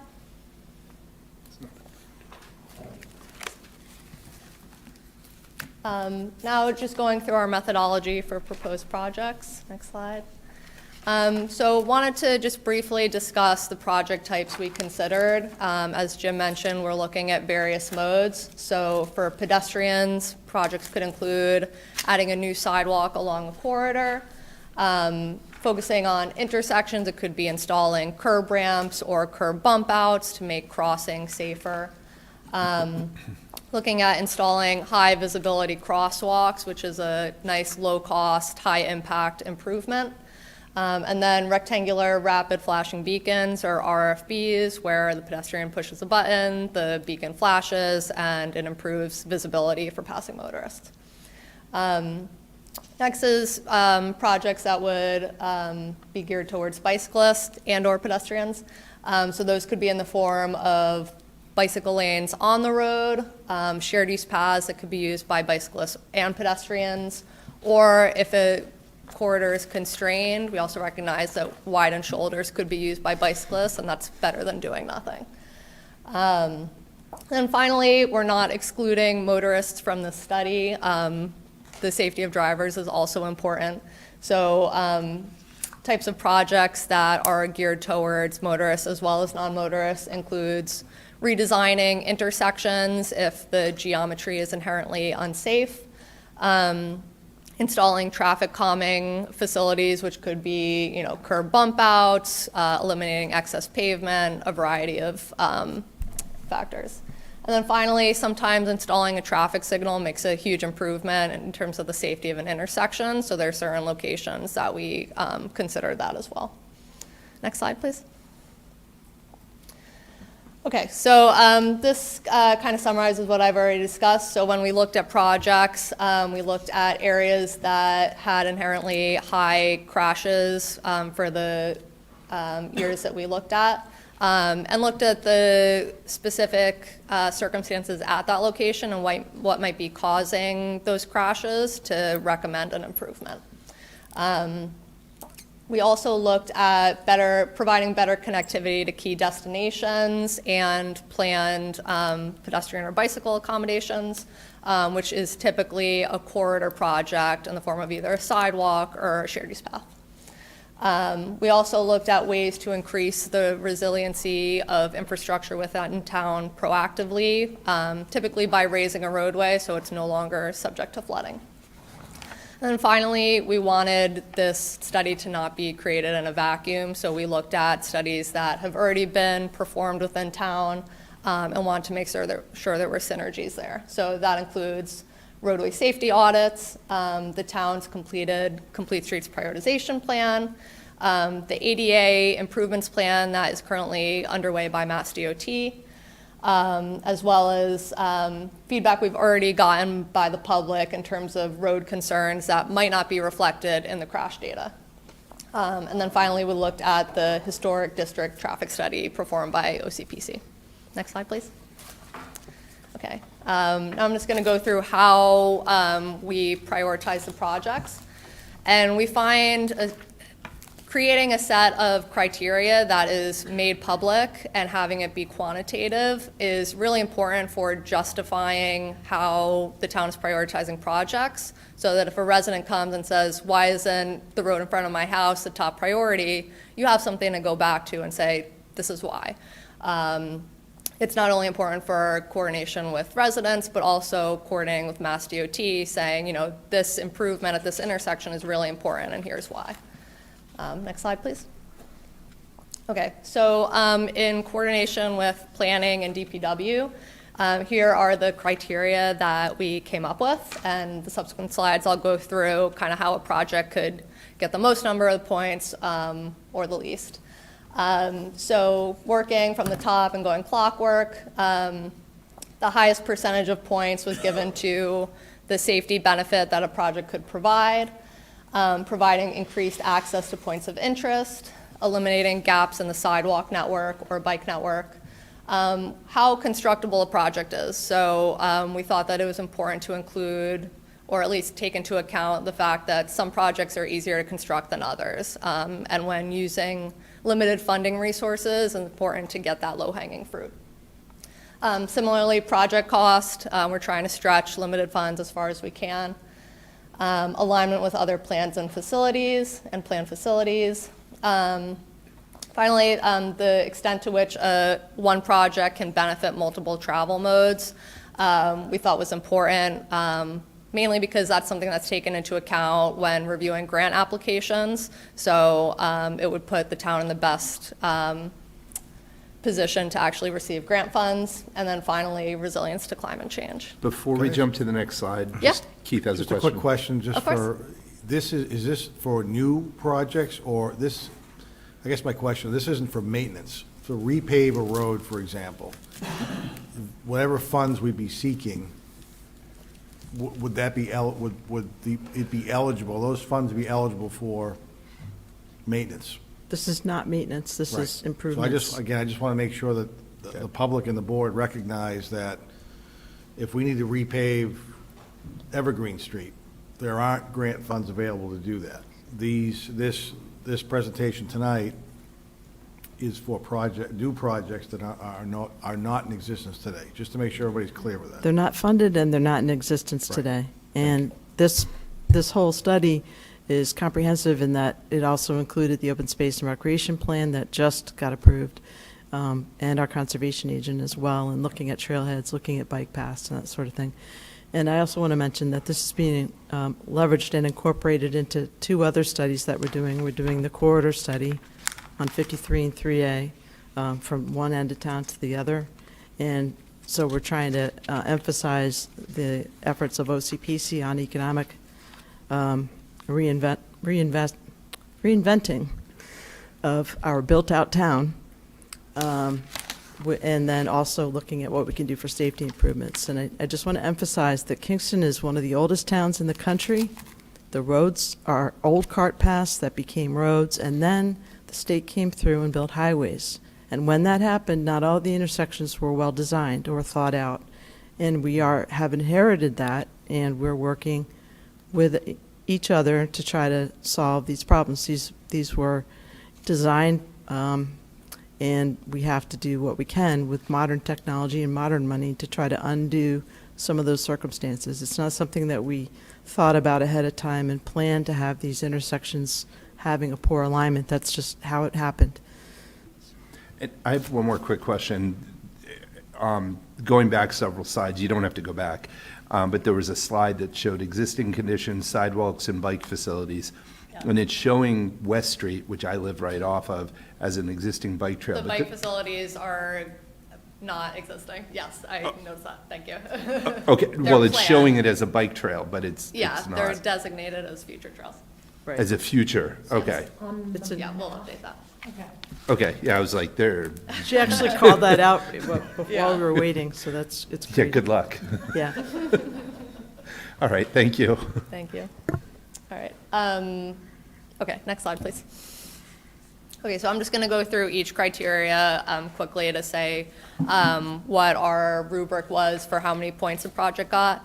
And you can also see in the materials provided, I won't be going through every project we identified, but just for your reference, we've provided the full list and how each of them ranked in terms of each criteria. So in terms of safety benefits, a project received 1 point for improving ADA accessibility, 2 points for if it incorporated traffic calming measures. If it was a intersection that was identified by that public feedback document as being hazardous, we gave it 3 points. And then finally, if it had a high crash rate, it had 4 points. And if it checked off all 4 of those, it got 10 points. Next slide, please. Increased access to points of interest. I needed a table for this one. And really why that is that the functional classification of a roadway, whether a roadway is an arterial or a local roadway, is an indication of how important it is for the connectivity of a community. So we inherently wanted to give arterials more points than less important roadways from a connectivity perspective. So just looking at the extreme of 10 points, a principal arterial that was within a half mile of at least 3 points of interest, and if one of those points of interest was a school, received the most points. A principal arterial that was only a half mile within 1 point of interest only received 5 points. And working down to local roadways, the same conditions would only be 2 points. Next slide. Eliminating network gaps, similar thought process here. If we are providing a sidewalk that connects to principal arterials, then it's likely that it will be most used by the community because it has the highest connectivity benefit. Versus if we're connecting to dead ends, probably very few people will use it, and everything in between. Next slide. So for the constructability criterion, the factors that we considered was whether there were right-of-way constraints. So if adding a new sidewalk or bike path would trigger takings, we wanted to consider that. Whether there are utility conflicts. As we all know, moving utility poles can add up really quick in terms of a project cost. Potential environmental impacts. Issues with poles. Yeah. Sore subject. Potential environmental impacts. Obviously, permitting can make any project more complicated.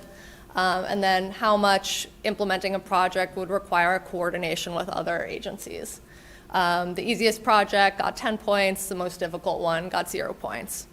Doesn't mean a difficult project wasn't highly prioritized because we're considering a lot of other factors. Next slide. Project cost, similarly, looking at those low-hanging fruit, projects that had a low cost and still provided a lot of benefits received 10 points versus ones that would be really expensive, might not be the best use of the town's funds, so they got 0 points. Next slide.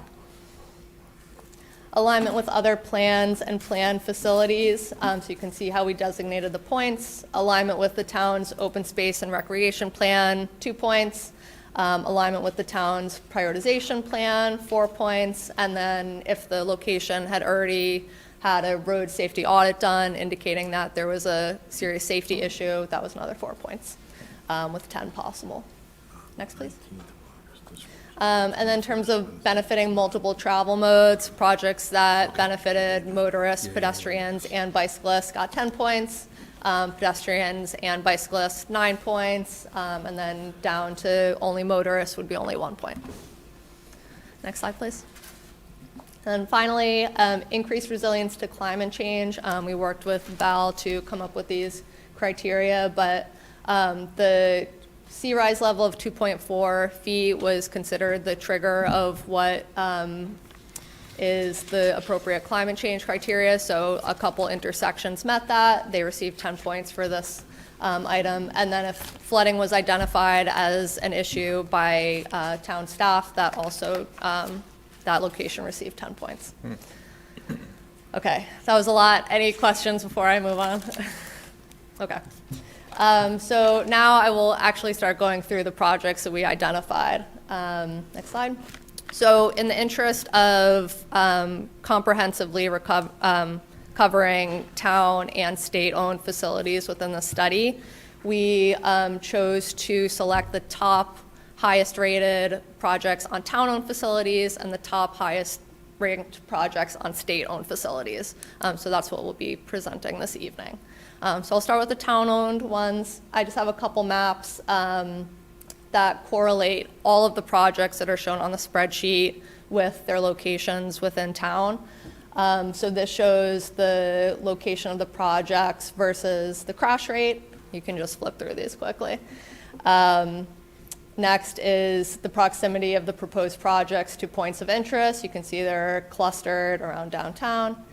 And then next is alignment with planned facilities. So you can see not only planned bike accommodations, but also planned recreational trails. Next slide. Okay, so again, these projects are on town jurisdiction. So the top rated project was along Main Street. So we identified, this is a principal arterial, so again, gets the most points from a connectivity perspective. It's also in proximity to many key destinations, including the library.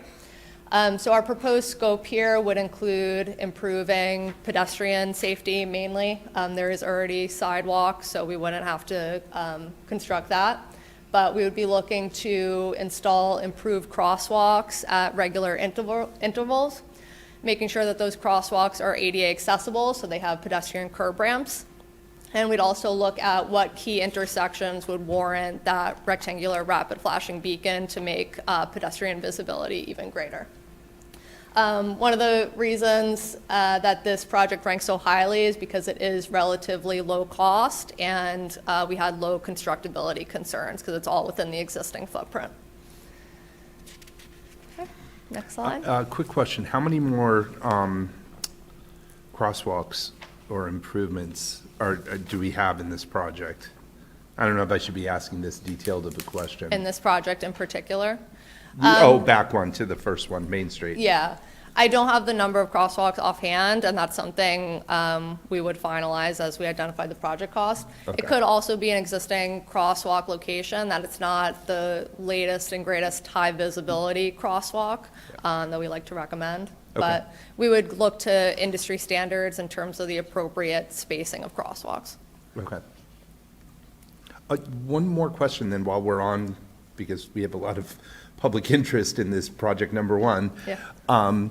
Paul, do we have a schedule for when that road is going to be paved again? Because I know the police chief had talked about some road calming measures in terms of like bringing in the fog lines on the sides to help try to reduce some of the speed down there. There's no schedule to repave Main Street. Okay. There are other roads in the town that require what limited dollars we have, so that's where those monies are gonna go. How often would a road be painted? Well, the road is Those painted lines? every year. As a matter of fact, we contacted the line painting company this morning. We have a hand crew coming in this evening. They're gonna start doing the crosswalks in the areas around the high school. And then they're gonna start doing all the other handwork throughout town.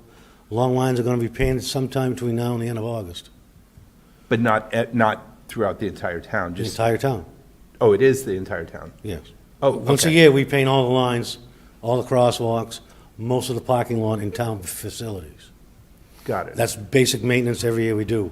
The projects that these guys are bringing forward are above and beyond the maintenance or the minimal dollars we have. I So got any you. improvements that you want to see along Main Street is what we're trying to get additional funding for, grants. So I guess the question is that the conversation I had with the chief is in terms of just trying to lower the speed limit, the traffic Not calming. speed limit, lower the average speed. Yes, thank you. Correct. Not the speed limit, but the actual average speed. One of the options is to bring in those lines. Lane dieting, I think is what OCPC called it. Yeah, something like that. Is that something that hasn't been done, that could be done this summer? No, Is that what you're that stuff saying? is, the stuff we're talking about needs to be engineered, it needs to be vetted through everybody and then implemented. So Paul, the thing that he's talking about though is, remember we talked about once before, instead of painting over the lines exactly where they are, You bring 'em in. scooting them in a little bit so the line ends up being slightly thicker. You and I had this conversation once. Right, but that's not, I mean, I can make the lines wider, Right. but unless it's engineered and stuff, there's not much we can change here. The whole You purpose of, you can't move the fog lines. I have to repaint them again with black paint and then relay them with white. Let me just Go ahead. step in there. Keith, go ahead. What he's saying is that he needs your liability for changing those road widths is very high. You need to go through the proper process of engineering and design, even to move those fog lines. It's not something where you just arbitrarily say, hey, I'm going to make it a little narrower. It needs to be studied. It needs to go through Old Colony Planning Council. It needs to be engineered, which is what we're talking about doing here, engineering improvements to the road so that we can get grants. We have to do the engineering first. It's not something we can arbitrarily decide that we think that this might work. That's why I'm asking. Yeah. The recommendation did come from Old Colony Planning Council. They though. did say that. And Right, Val, it just still needs just to be a reiterate, process. what you had mentioned in there is liability. Exactly. Because just like, oops, hitting microphones, getting late now. Just like we had talked about in other road improvements, okay, can we just put a stop sign? Like, no, the town's No, liable at that right. point. Right. So I just want to reiterate that, because sometimes the public brings up, oh, why can't we do this, why can't we do this? Right. There are We so can, many. but it has to go through the process so we can then prove that this is the correct method to use. Got it. In order, so if there's an accident, we are not, It's, we're not liable as a town. right, there's a whole science behind it and lots and lots of studies behind it, and it's not something that we arbitrarily do as safety officers for the town. Can I Perfect, ask a thank you. question too? Yeah, About go ahead. the sidewalks on this area? Does this project include fixing the disrepairs or like? It certainly could. Okay, Yeah, okay. Thank you. yeah, of course. Okay. Second project is the crossing along Green Street, right in front of the library. As you can see on the photo on the right, the existing crosswalk doesn't have curb ramps on either side, and it's also just two solid lines, which we typically don't recommend. Given the high crossing volume at this location, we also thought it would warrant a beacon. And while we were just kind of fleshing out the project scope, you can see that the driveways might require a little work in terms of allowing pedestrians to walk from the end of the crosswalk to actually get to the library. So just bringing that location up to the standard it deserves for that high volume. This also is, it's a pretty isolated location, so it would be a pretty low cost and be easy to construct. So again, adding to it being a high priority. Next slide. So the next project is the intersection of Pembroke Street at Lake Street and Station Street. This is right next to the high school. It's currently two-way, stop-controlled, with Pembroke Street being uncontrolled. As you can see, there have been 18 crashes at this location over the 5 years that we looked at, with 7 of those having injuries, so clearly a safety issue. We did think that a roundabout is appropriate at this location. Roundabouts are inherently provide more of a traffic calming facility than a traffic signal. So we thought that would have the biggest safety benefit. It also seemed to work from a geometric perspective at this location. Next slide. Okay. The next is Pembroke Street at Grove Street. This is another intersection project. This location had 9 crashes within the study period, including 4 with injuries. This also received a high score given that it's a principal arterial close to a variety of destinations. So you can see the safety, one of the safety issues associated with this location is that Grove Street comes into Pembroke Street at a skew. So whenever an intersection is skewed, it's typically not as safe as if it were teed up. We can't always tee every intersection up given right-of-way constraints, buildings in the area, et cetera, but we do what we can to improve the safety. So the scope would include trying to improve that geometry and potentially looking at installing either a signal or a 3-way stop control. You can see from the aerial that currently only Grove Street has a stop sign, whereas Pembroke Street is uncontrolled. So it really makes those coming out of Grove Street in a tough situation to try to make that turn. But determining the appropriate traffic control would require a traffic analysis. Next location. So the last one for the town-owned facilities was Lake Street. So this is a location where we thought a shared use path would be really valuable. It connects, it's right in front of the high school, and it connects to a few destinations down Lake Street, as well as I know the town is planning a little pocket park, if you want to talk about that. Just briefly, it connects to the trailhead of an existing conservation trail that takes you all the way down into Grove Street. So it's a really good opportunity to make it walkable and a shortcut.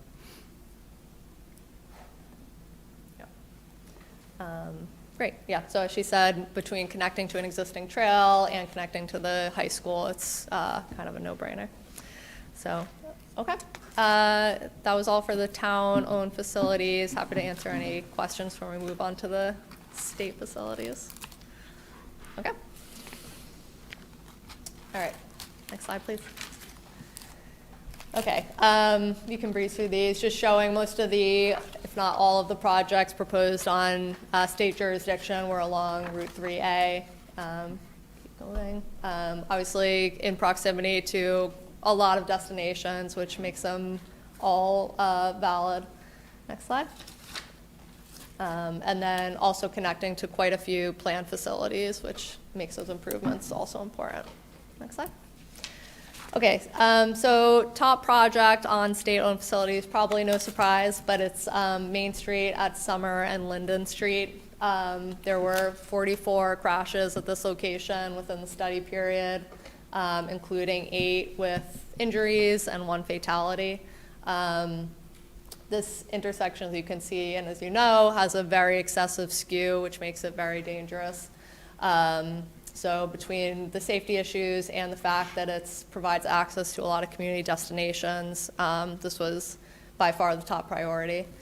So the scope here would include geometric improvements.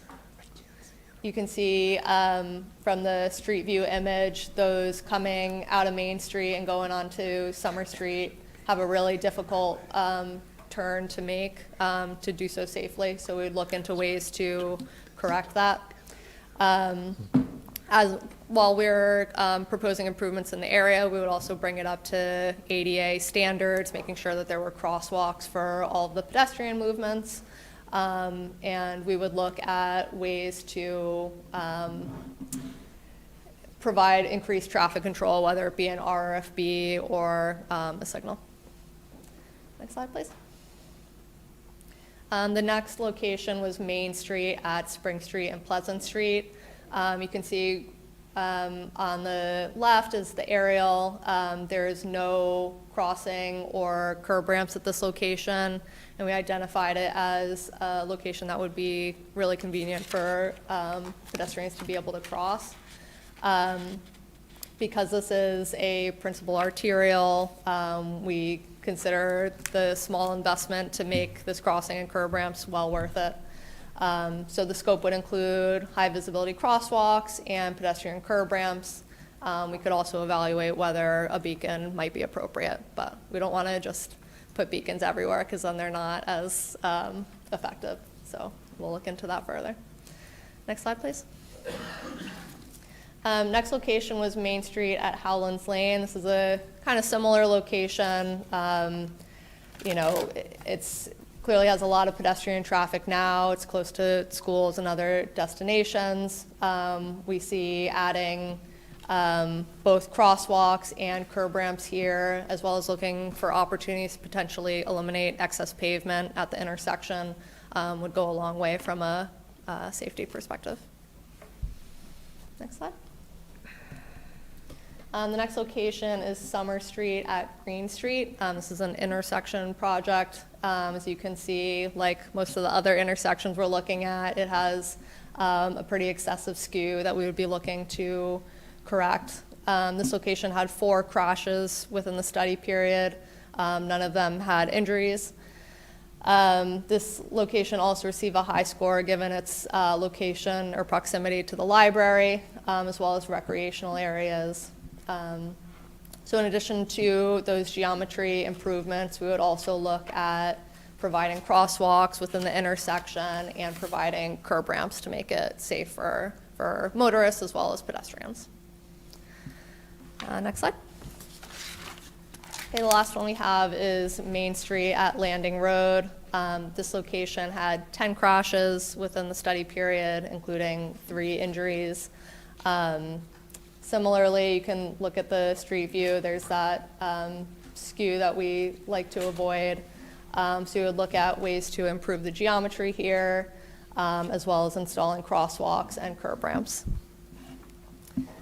And with that, so those are all the projects we had for your consideration.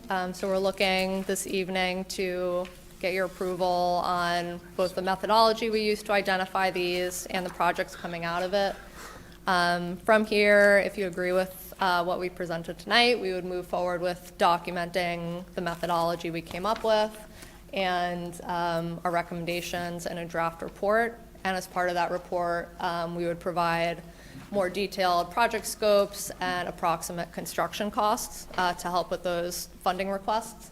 And then finally, once we do that work, we would come back to you with an update.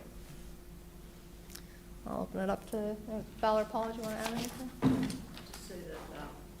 I'm very excited, being kind of new to town, that this idea has coalesced into an actual plan and some really clear suggestions and a way forward. And we're hoping that this will also provide that to the residents and to the board in terms of decision-making and helping us to all decide what's the best way to allocate our resources. I want to add that we got some really good news this week.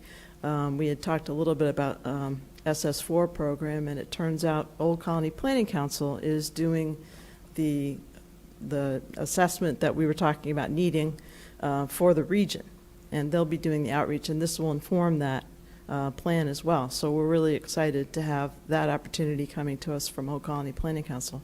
But again, I'm really excited. I think I'll speak for Paul and say he's excited too that we were able to get this far, and we look for your support. So I have a question. I know this is, we don't have exact costs for a lot of these projects. I mean, some of these we know because we've had discussions of some of these. But timing as well. And then the funding, we're looking at mainly state funding. Are we looking at borrowing or going to town meeting to get money for some of these projects? And also, if you could just touch on like the time frame, like are we looking at all of these within 10 years, or do we just pick a few of these within 6 years? I wish. First of all, we don't have the engineering funds, and most of the time when we seek funding, we need to have it engineered. Okay. So, as you know, you're very generously giving us $50,000 a year right now for engineering. Some of these are going to cost upwards of $100,000 to engineer. So it's going to be kind of a matter of opportunity meets money, and timing will also be related to that. And if we can get to the point where we can also get applications for federal funds through this program that Old Colony Planning Council is doing, we can try to advance some of these into the TIP. Certainly, the state programs are related on state funding and not related to local funding. We have here a nice list of what we want to talk to our representatives and delegates about, and that we can meet with our Mass DOT officials and talk about, that we'd like them to invest in our community. They are their roads. And now we have a short list of priorities that we have seen align with a lot of other priorities that we see that they're pretty consistent, of things that we need to work on. And now it gives us it gives us a big step forward in terms of arguing why we need that grant money. But the missing piece is the engineering. Yep. And can you touch on, you said this once in a meeting I attended, but I think it would be helpful for the public to understand. You mentioned TIP, that's the federal funding, right? TIP, right, it's the Transportation Improvement Plan, where the federal government sends federal dollars to our local planning agency, which is Old Colony Planning Council. Yep. And then we compete with all the other communities in that region to try to move projects forward. So right now we have one project in the TIP, and that is Exit 20 off of Route 3, where we're going to end up with 2 roundabouts, rather than the multiple accidents that we have. I think on average 17 accidents on an annual basis in that area. It's very high number of crashes. And it takes a lot of response. It takes multiple police and fire to respond to those. So that's a multi-million-dollar improvement. Hoping to move Tarkland intersection with 53 and 3A as the next TIP thing, and that's multi-million-dollars. We're not talking about things on that scale, but we are talking about hundreds of thousands of dollars in terms of grant money. Do we think we're going to be moving some of these forward as a town meeting project and borrowing? So I think, to Val's point, and correct me if I'm wrong, Val, I think the first thing that has to be discussed and determined if it makes sense to bring to town meeting is the engineering of these projects, so we know exactly what needs to be done and what the estimated costs are going to be. And this study will tell us the estimated engineering costs associated with the estimated improvements. Yeah. So that we would have a place to start from in terms of talking about what that might look like. Okay. And then would we follow along in terms of this outline, the suggestion 1 through whatever? Or would there be further discussion with the public in terms of which ones to start with? We're not going to be able to predict where we're going to start. We're going to go with opportunity meets money. And if something falls out of the sky or we're able to partially fund with a couple of different projects, we'll constantly be looking for opportunities that might avail themselves to us. Great. But this provides a quantitative way of prioritizing the projects should we have choices to make. Right. Okay. Something I want to bring to the board's attention is these are all great pie-in-the-sky ideas. We need money for the maintenance of the current roads we currently have. Yeah. So we're talking about going to town meeting. I want to go to town meeting and ask for millions of dollars to start maintaining the current roads. If we want to add improvements to Main Street 106, there's still drainage issues that need to be addressed along that. So back in 2002, there used to be a granite curbing going down Main Street. That was removed by the water department as a historic part of town. Anything going forward, I'd like to see that road get back to where it was back in the 1800s with better pedestrians, better sidewalks, better drainage. So although this is great and this is what we're trying to get, we need money in this town to maintain the current roads we have. We got $415,000 from Chapter 90 this year. That Chapter 90 money is earmarked for Ring Road, Prospect Street, and Thomas Street. Those 3 jobs alone are over almost $2 million. That's 5 years of Chapter 90 money. Now, the Nook roads were paved when the sewer department in 1999. All those was a showing age. Indian Pond Estates phases 1, 2, 3 are showing ages. Tall Timbers, your subdivision we did a couple years ago. McFarland Farms, Newcomb's Mill. These are all subdivisions that, although they are aging, they need attention, and the current funding mechanisms we have are getting us further and further every year. Okay. Okay? So, like I said, although this is a great idea, as your highway superintendent, I need to focus on the maintenance of the current road structures we have. I think, just adding on that, if there's a way to dovetail. Right.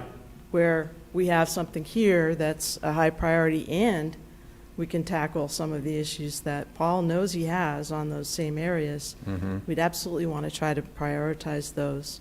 And we'd be thrilled to talk to you more about the possibility of borrowing to get to the point where we can do something to improve some of these roads. We're really in a tough spot in terms of road maintenance, as Paul's pointing out. And we know that there's a lot of issues in town with safety, and we need to do both. Yeah, what I like about this is that for the 2+ years I've been on here, we've all had a lot of road talks.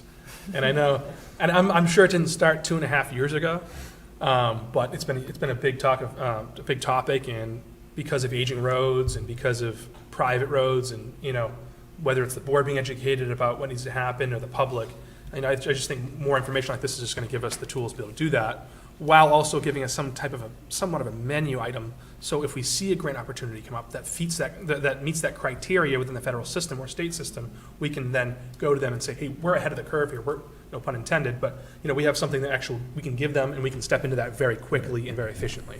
So I think it's great. I think it gives us the tools to be able to talk about data, a plan to move forward, and all the things that we've been talking about for a number of years, or at least since I've been here and from before.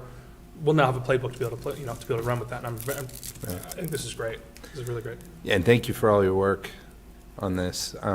It's great. Great to have good people on board who are putting these things together for us. So the best. Appreciate it. Do we have any other questions, or does someone want to make a motion?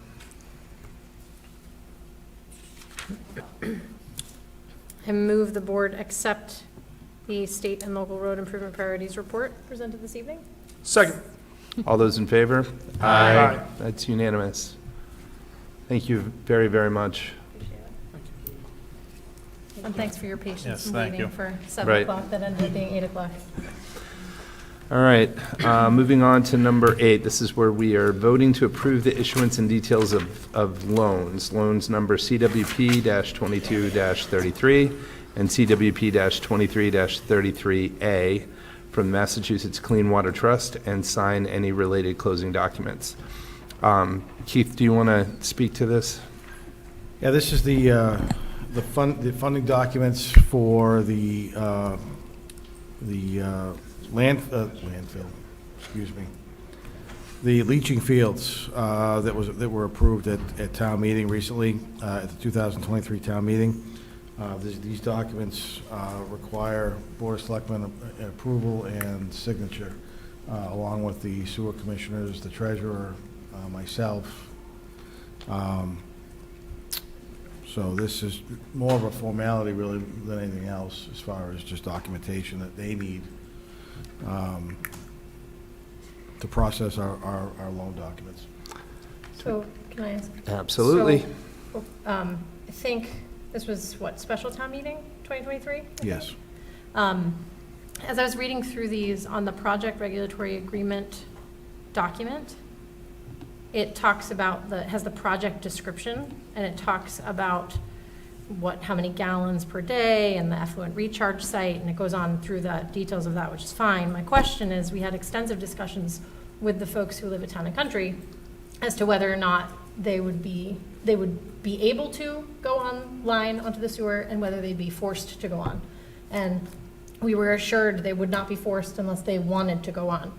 My concern is the project description states, upgrading the wastewater treatment facility will allow the town to convert the privately owned wastewater treatment plant at Town and Country Estates into a pumping station and install 3,600 LF of 4-inch force main to tie into the town's existing gravity sewer system. So saying that's the project, I guess I just had hesitation, because they were very clear that this wouldn't be forced, but maybe the will allow allows the funding to be used for that purpose, should they want they it in want the to. future.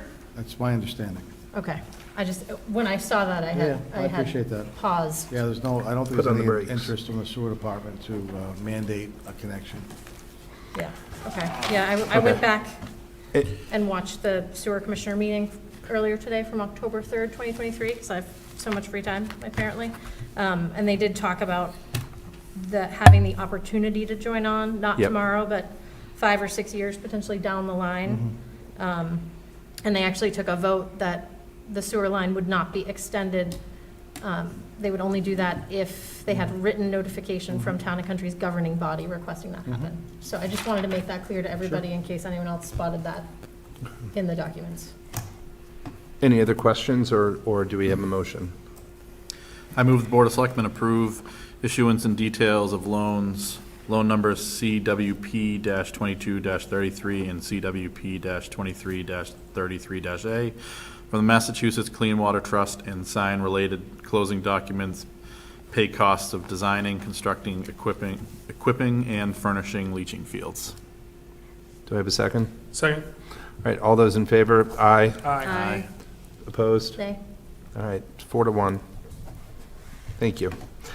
Next item, request for a one-day liquor license from the Hilltop Athletic Association. Ken Moali from the Hilltop Athletic Association has submitted a request for a one-day liquor license for an annual softball charity tournament that'll be taking place on August 24th, 24 at the Opachinski Field Complex. The Rec Commission has approved the use of the facility for this event.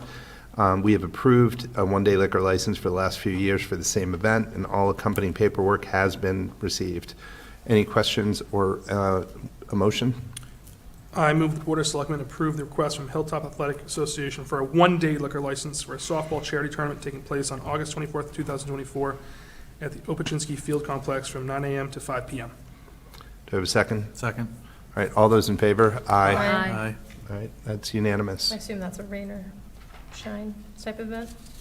No rain date needed for them? Just They can play in the softball either rain. way? All right. Yeah, I don't think they have a rain date. Okay. I know sometimes we do rain dates for the Tyler, rec. aye. That's what made me think of it. Tyler, aye. Getting punchy. Yep. All right, so additional items. We have an appointment of an equipment operator position within Streets, Trees, and Parks due to the Can we just read it? I move the Board of Selectmen. Yeah, there you go. All right. I move the Board of Selectmen appoint Adam Doucette to the position of heavy equipment operator at grade 5, step 6, non-exempt position as part of the Kingston Town Employee Union Labor with Streets, Trees, and Parks with the anticipated start date of August 12th, 2024, consistent with the terms of the offer letter. Second. All those in favor? Aye. Aye. It's unanimous. Now, appointment of Planning Board Associate Member. Due to the resignation of the Planning Board alternate, there was a vacancy. David Gleason submitted a volunteer form, and the Planning Board reviewed and voted unanimously to recommend the appointment of Mr. Gleason. Motion, anyone? I move the Board of Selectmen appoint David Gleason as the Planning Board Associate Member effective immediately through June 30th, 2025. Oh, I apologize. Associate? Or alternate? Alternate. I believe it's an alternate member. Ooh, that's a good question. It says alternate in the first It part. says alternate in the description, associate in the motion. So let's see. Planning Board. It's a good question. It was called an alternate. It says associate on the website. I think it's associate too. Okay. Okay. So I don't need a friendly amendment. Did we have What I a said was second? right. Good. Second. All right, all those in favor? Aye. That's unanimous. And I Good just catch. lost 30 seconds. Approve and sign warrant for state primary election on September 3rd, 2024. I move the Board of Selectmen authorize the posting of the state primary election warrant to be held on September 3rd, 2024. Second. Second. All those in favor? Aye. Sorry, I didn't think you needed to explain That's what that good. was. Request from Silver Lake School Board to amend the ARPA allocations for HVAC improvements. So we had previously authorized ARPA funding for Kingston's share of the 2 Silver Lake HVAC projects. They bid out the projects, one came in higher, I guess they had some remainder in another one. Our share of the excess bid is $99,000, but we have a surplus of $152,000. So the idea is that we want to transfer $99,362.78 to the project that was underfunded, which would leave overall surplus of $52,900 after this is done. So any questions or a motion? I'd just like to, I apologize for this, just looking at this chart real quick. The surplus is $49,000, not $52,000. There's, looks like a math error in the HVAC school cafeteria. So I apologize, the deficit is $99,000, it's more like $101,000. Oh. If you see that, I apologize, I just I see. copied and pasted, and so it's my fault. Okay. So what are the So numbers? It's really 152,265.5 minus 99,36278. Okay. That's right. 52,902.7. So the overage is 103, 177.80 on the high school cafeteria. Oh, I see what you're saying. I hear. This is the number that's wrong. All right, well, Tyler, you have to make the motion since Keith has the numbers. Well, I think oh, no, sorry. So the surplus see. is 49,087.70. Right, but what is the amount that we have to transfer? The transfer amount, Because that's what we need to say in the is, motion. the transfer amount is 103,177.80, which is the difference between the 188, 175 that was approved in ARPA funding. Yep.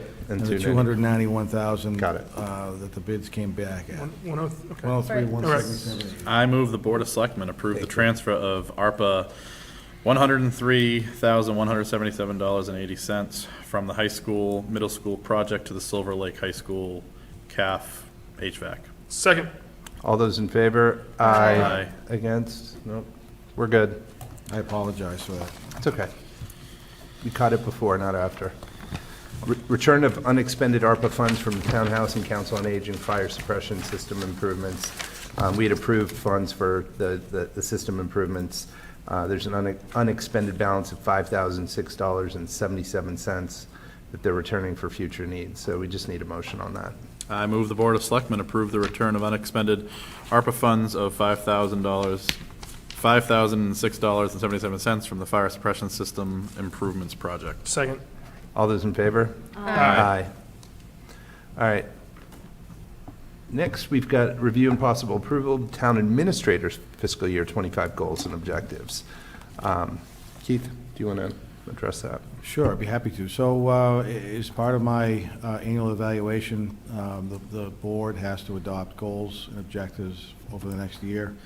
I put together goals and objectives that we discussed briefly a couple of meetings ago, modified them a slight bit to correct an incomplete sentence, and also try to expand upon some additional training opportunities that was identified that needed to be probably better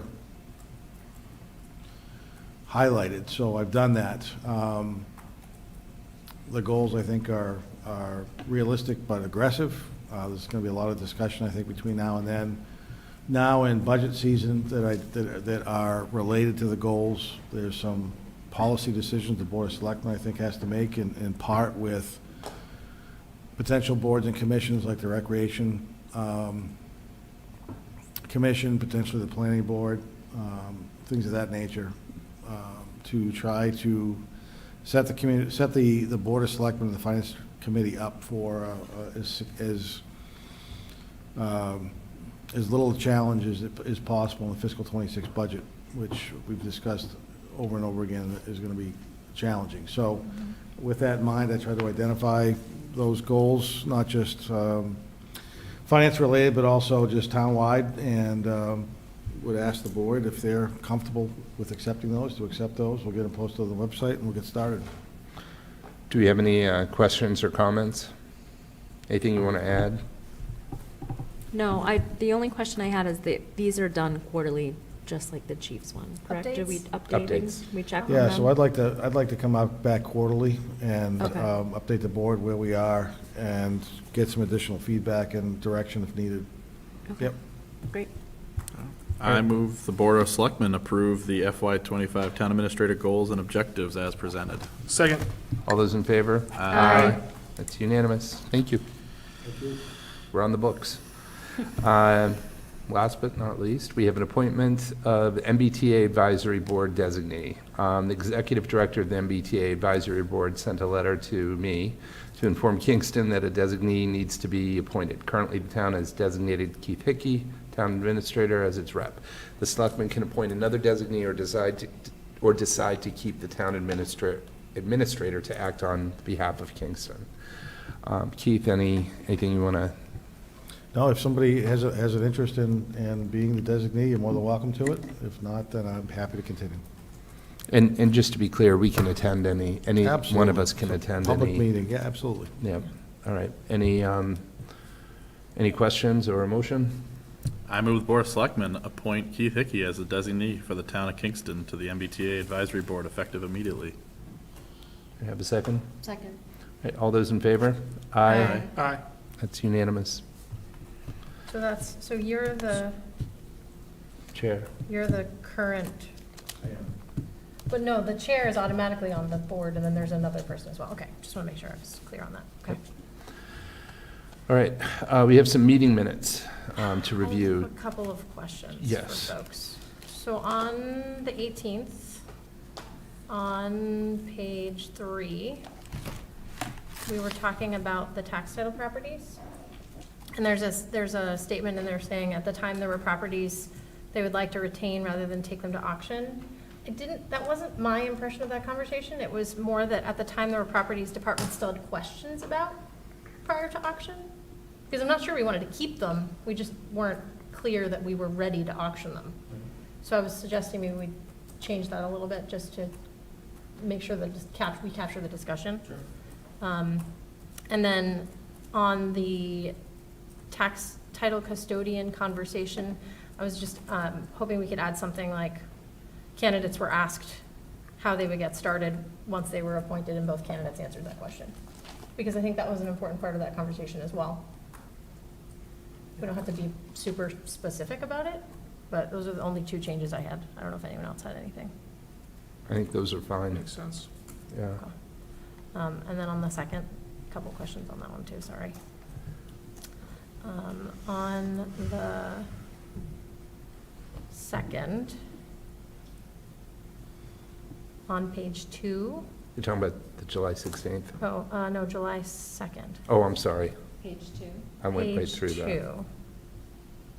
Yes, under the, near the bottom of the page, it says that Ms. Emberg asked for a friendly amendment, no, sorry, not that part. Before that, it says Ms. Emberg believes this should be reviewed by Capital Planning Committee prior to voting. It's not that I believe it, it's what the bylaw says. So I was just asking, I was hoping we could change that to Ms. Emberg stated or reminded the board or whatever, per the bylaw, this request must go to capital planning prior to coming to the board and finance committee. Because that was my point. It wasn't that I think it should go to capital planning, it's that the bylaw says that it has to. I think that's fine. And those were the only amendments I had. I don't have an objection to either of those. Everything Does else anyone okay? want to make a motion? I move the Board of Selectmen accept the open session meeting minutes of June 18th, 2024, July 2nd, 2024, and July 16th, 2024, as amended tonight. Second. All those in favor? Aye. All right, that's unanimous. Okay. Sorry, I just lost my spot.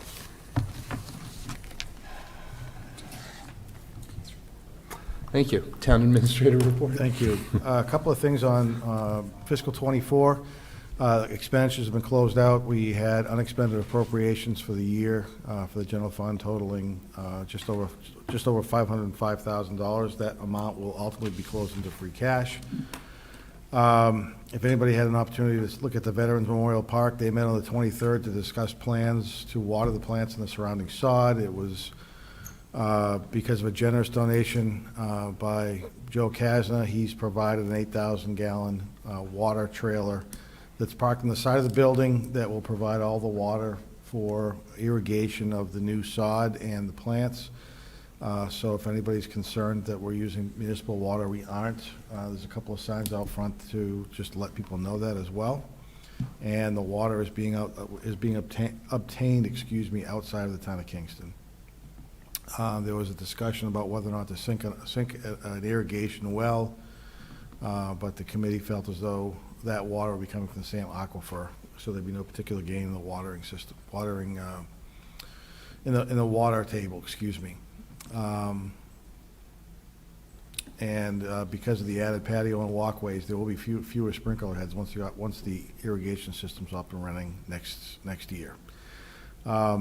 We also, just to let the board know, I was notified today by our tax collector that the town received over $579,000 in the month of July for past due taxes before foreclosure. So, again, unexpected money. There were 3 properties, I believe, that the funds were redeemed on. Some of those funds go back to 2005, 2006. So, nice job by our tax collector and the deputy tax collector to get those squared away. Again, that will help out free cash in fiscal, a year from now, not this year, but a year from now. But again, reduces the tax title number by 23%. So it's a huge get. We're happy that was paid up. We had a firefighter paramedic, David DeCenzo, resigned effective July 12th. And again, we've talked about it a couple of times tonight, but there will not be a board meeting on the 13th of August because of Police National Night Out. I do expect to ask the board for a meeting, and it may be on the 19th of Monday, the 19th of August, if the board's available, for a couple of items. One, I hope to have a veterans agent recommendation for the board's consideration on that evening. So we checked about the 19th and the 21st. The 21st, this room is occupied already. If there's an interest in doing it remotely, we can certainly do that as well. So, well, I'm fine with remote. attending on the 19th. Okay. I can be here. All right. So we'll plan on the 19th of August, Monday the 19th of August. Yeah. In this room, starting at 6 o'clock. Great. Thank you. Okay. Any selectmen comments, Tyler? No, thank you. Kim?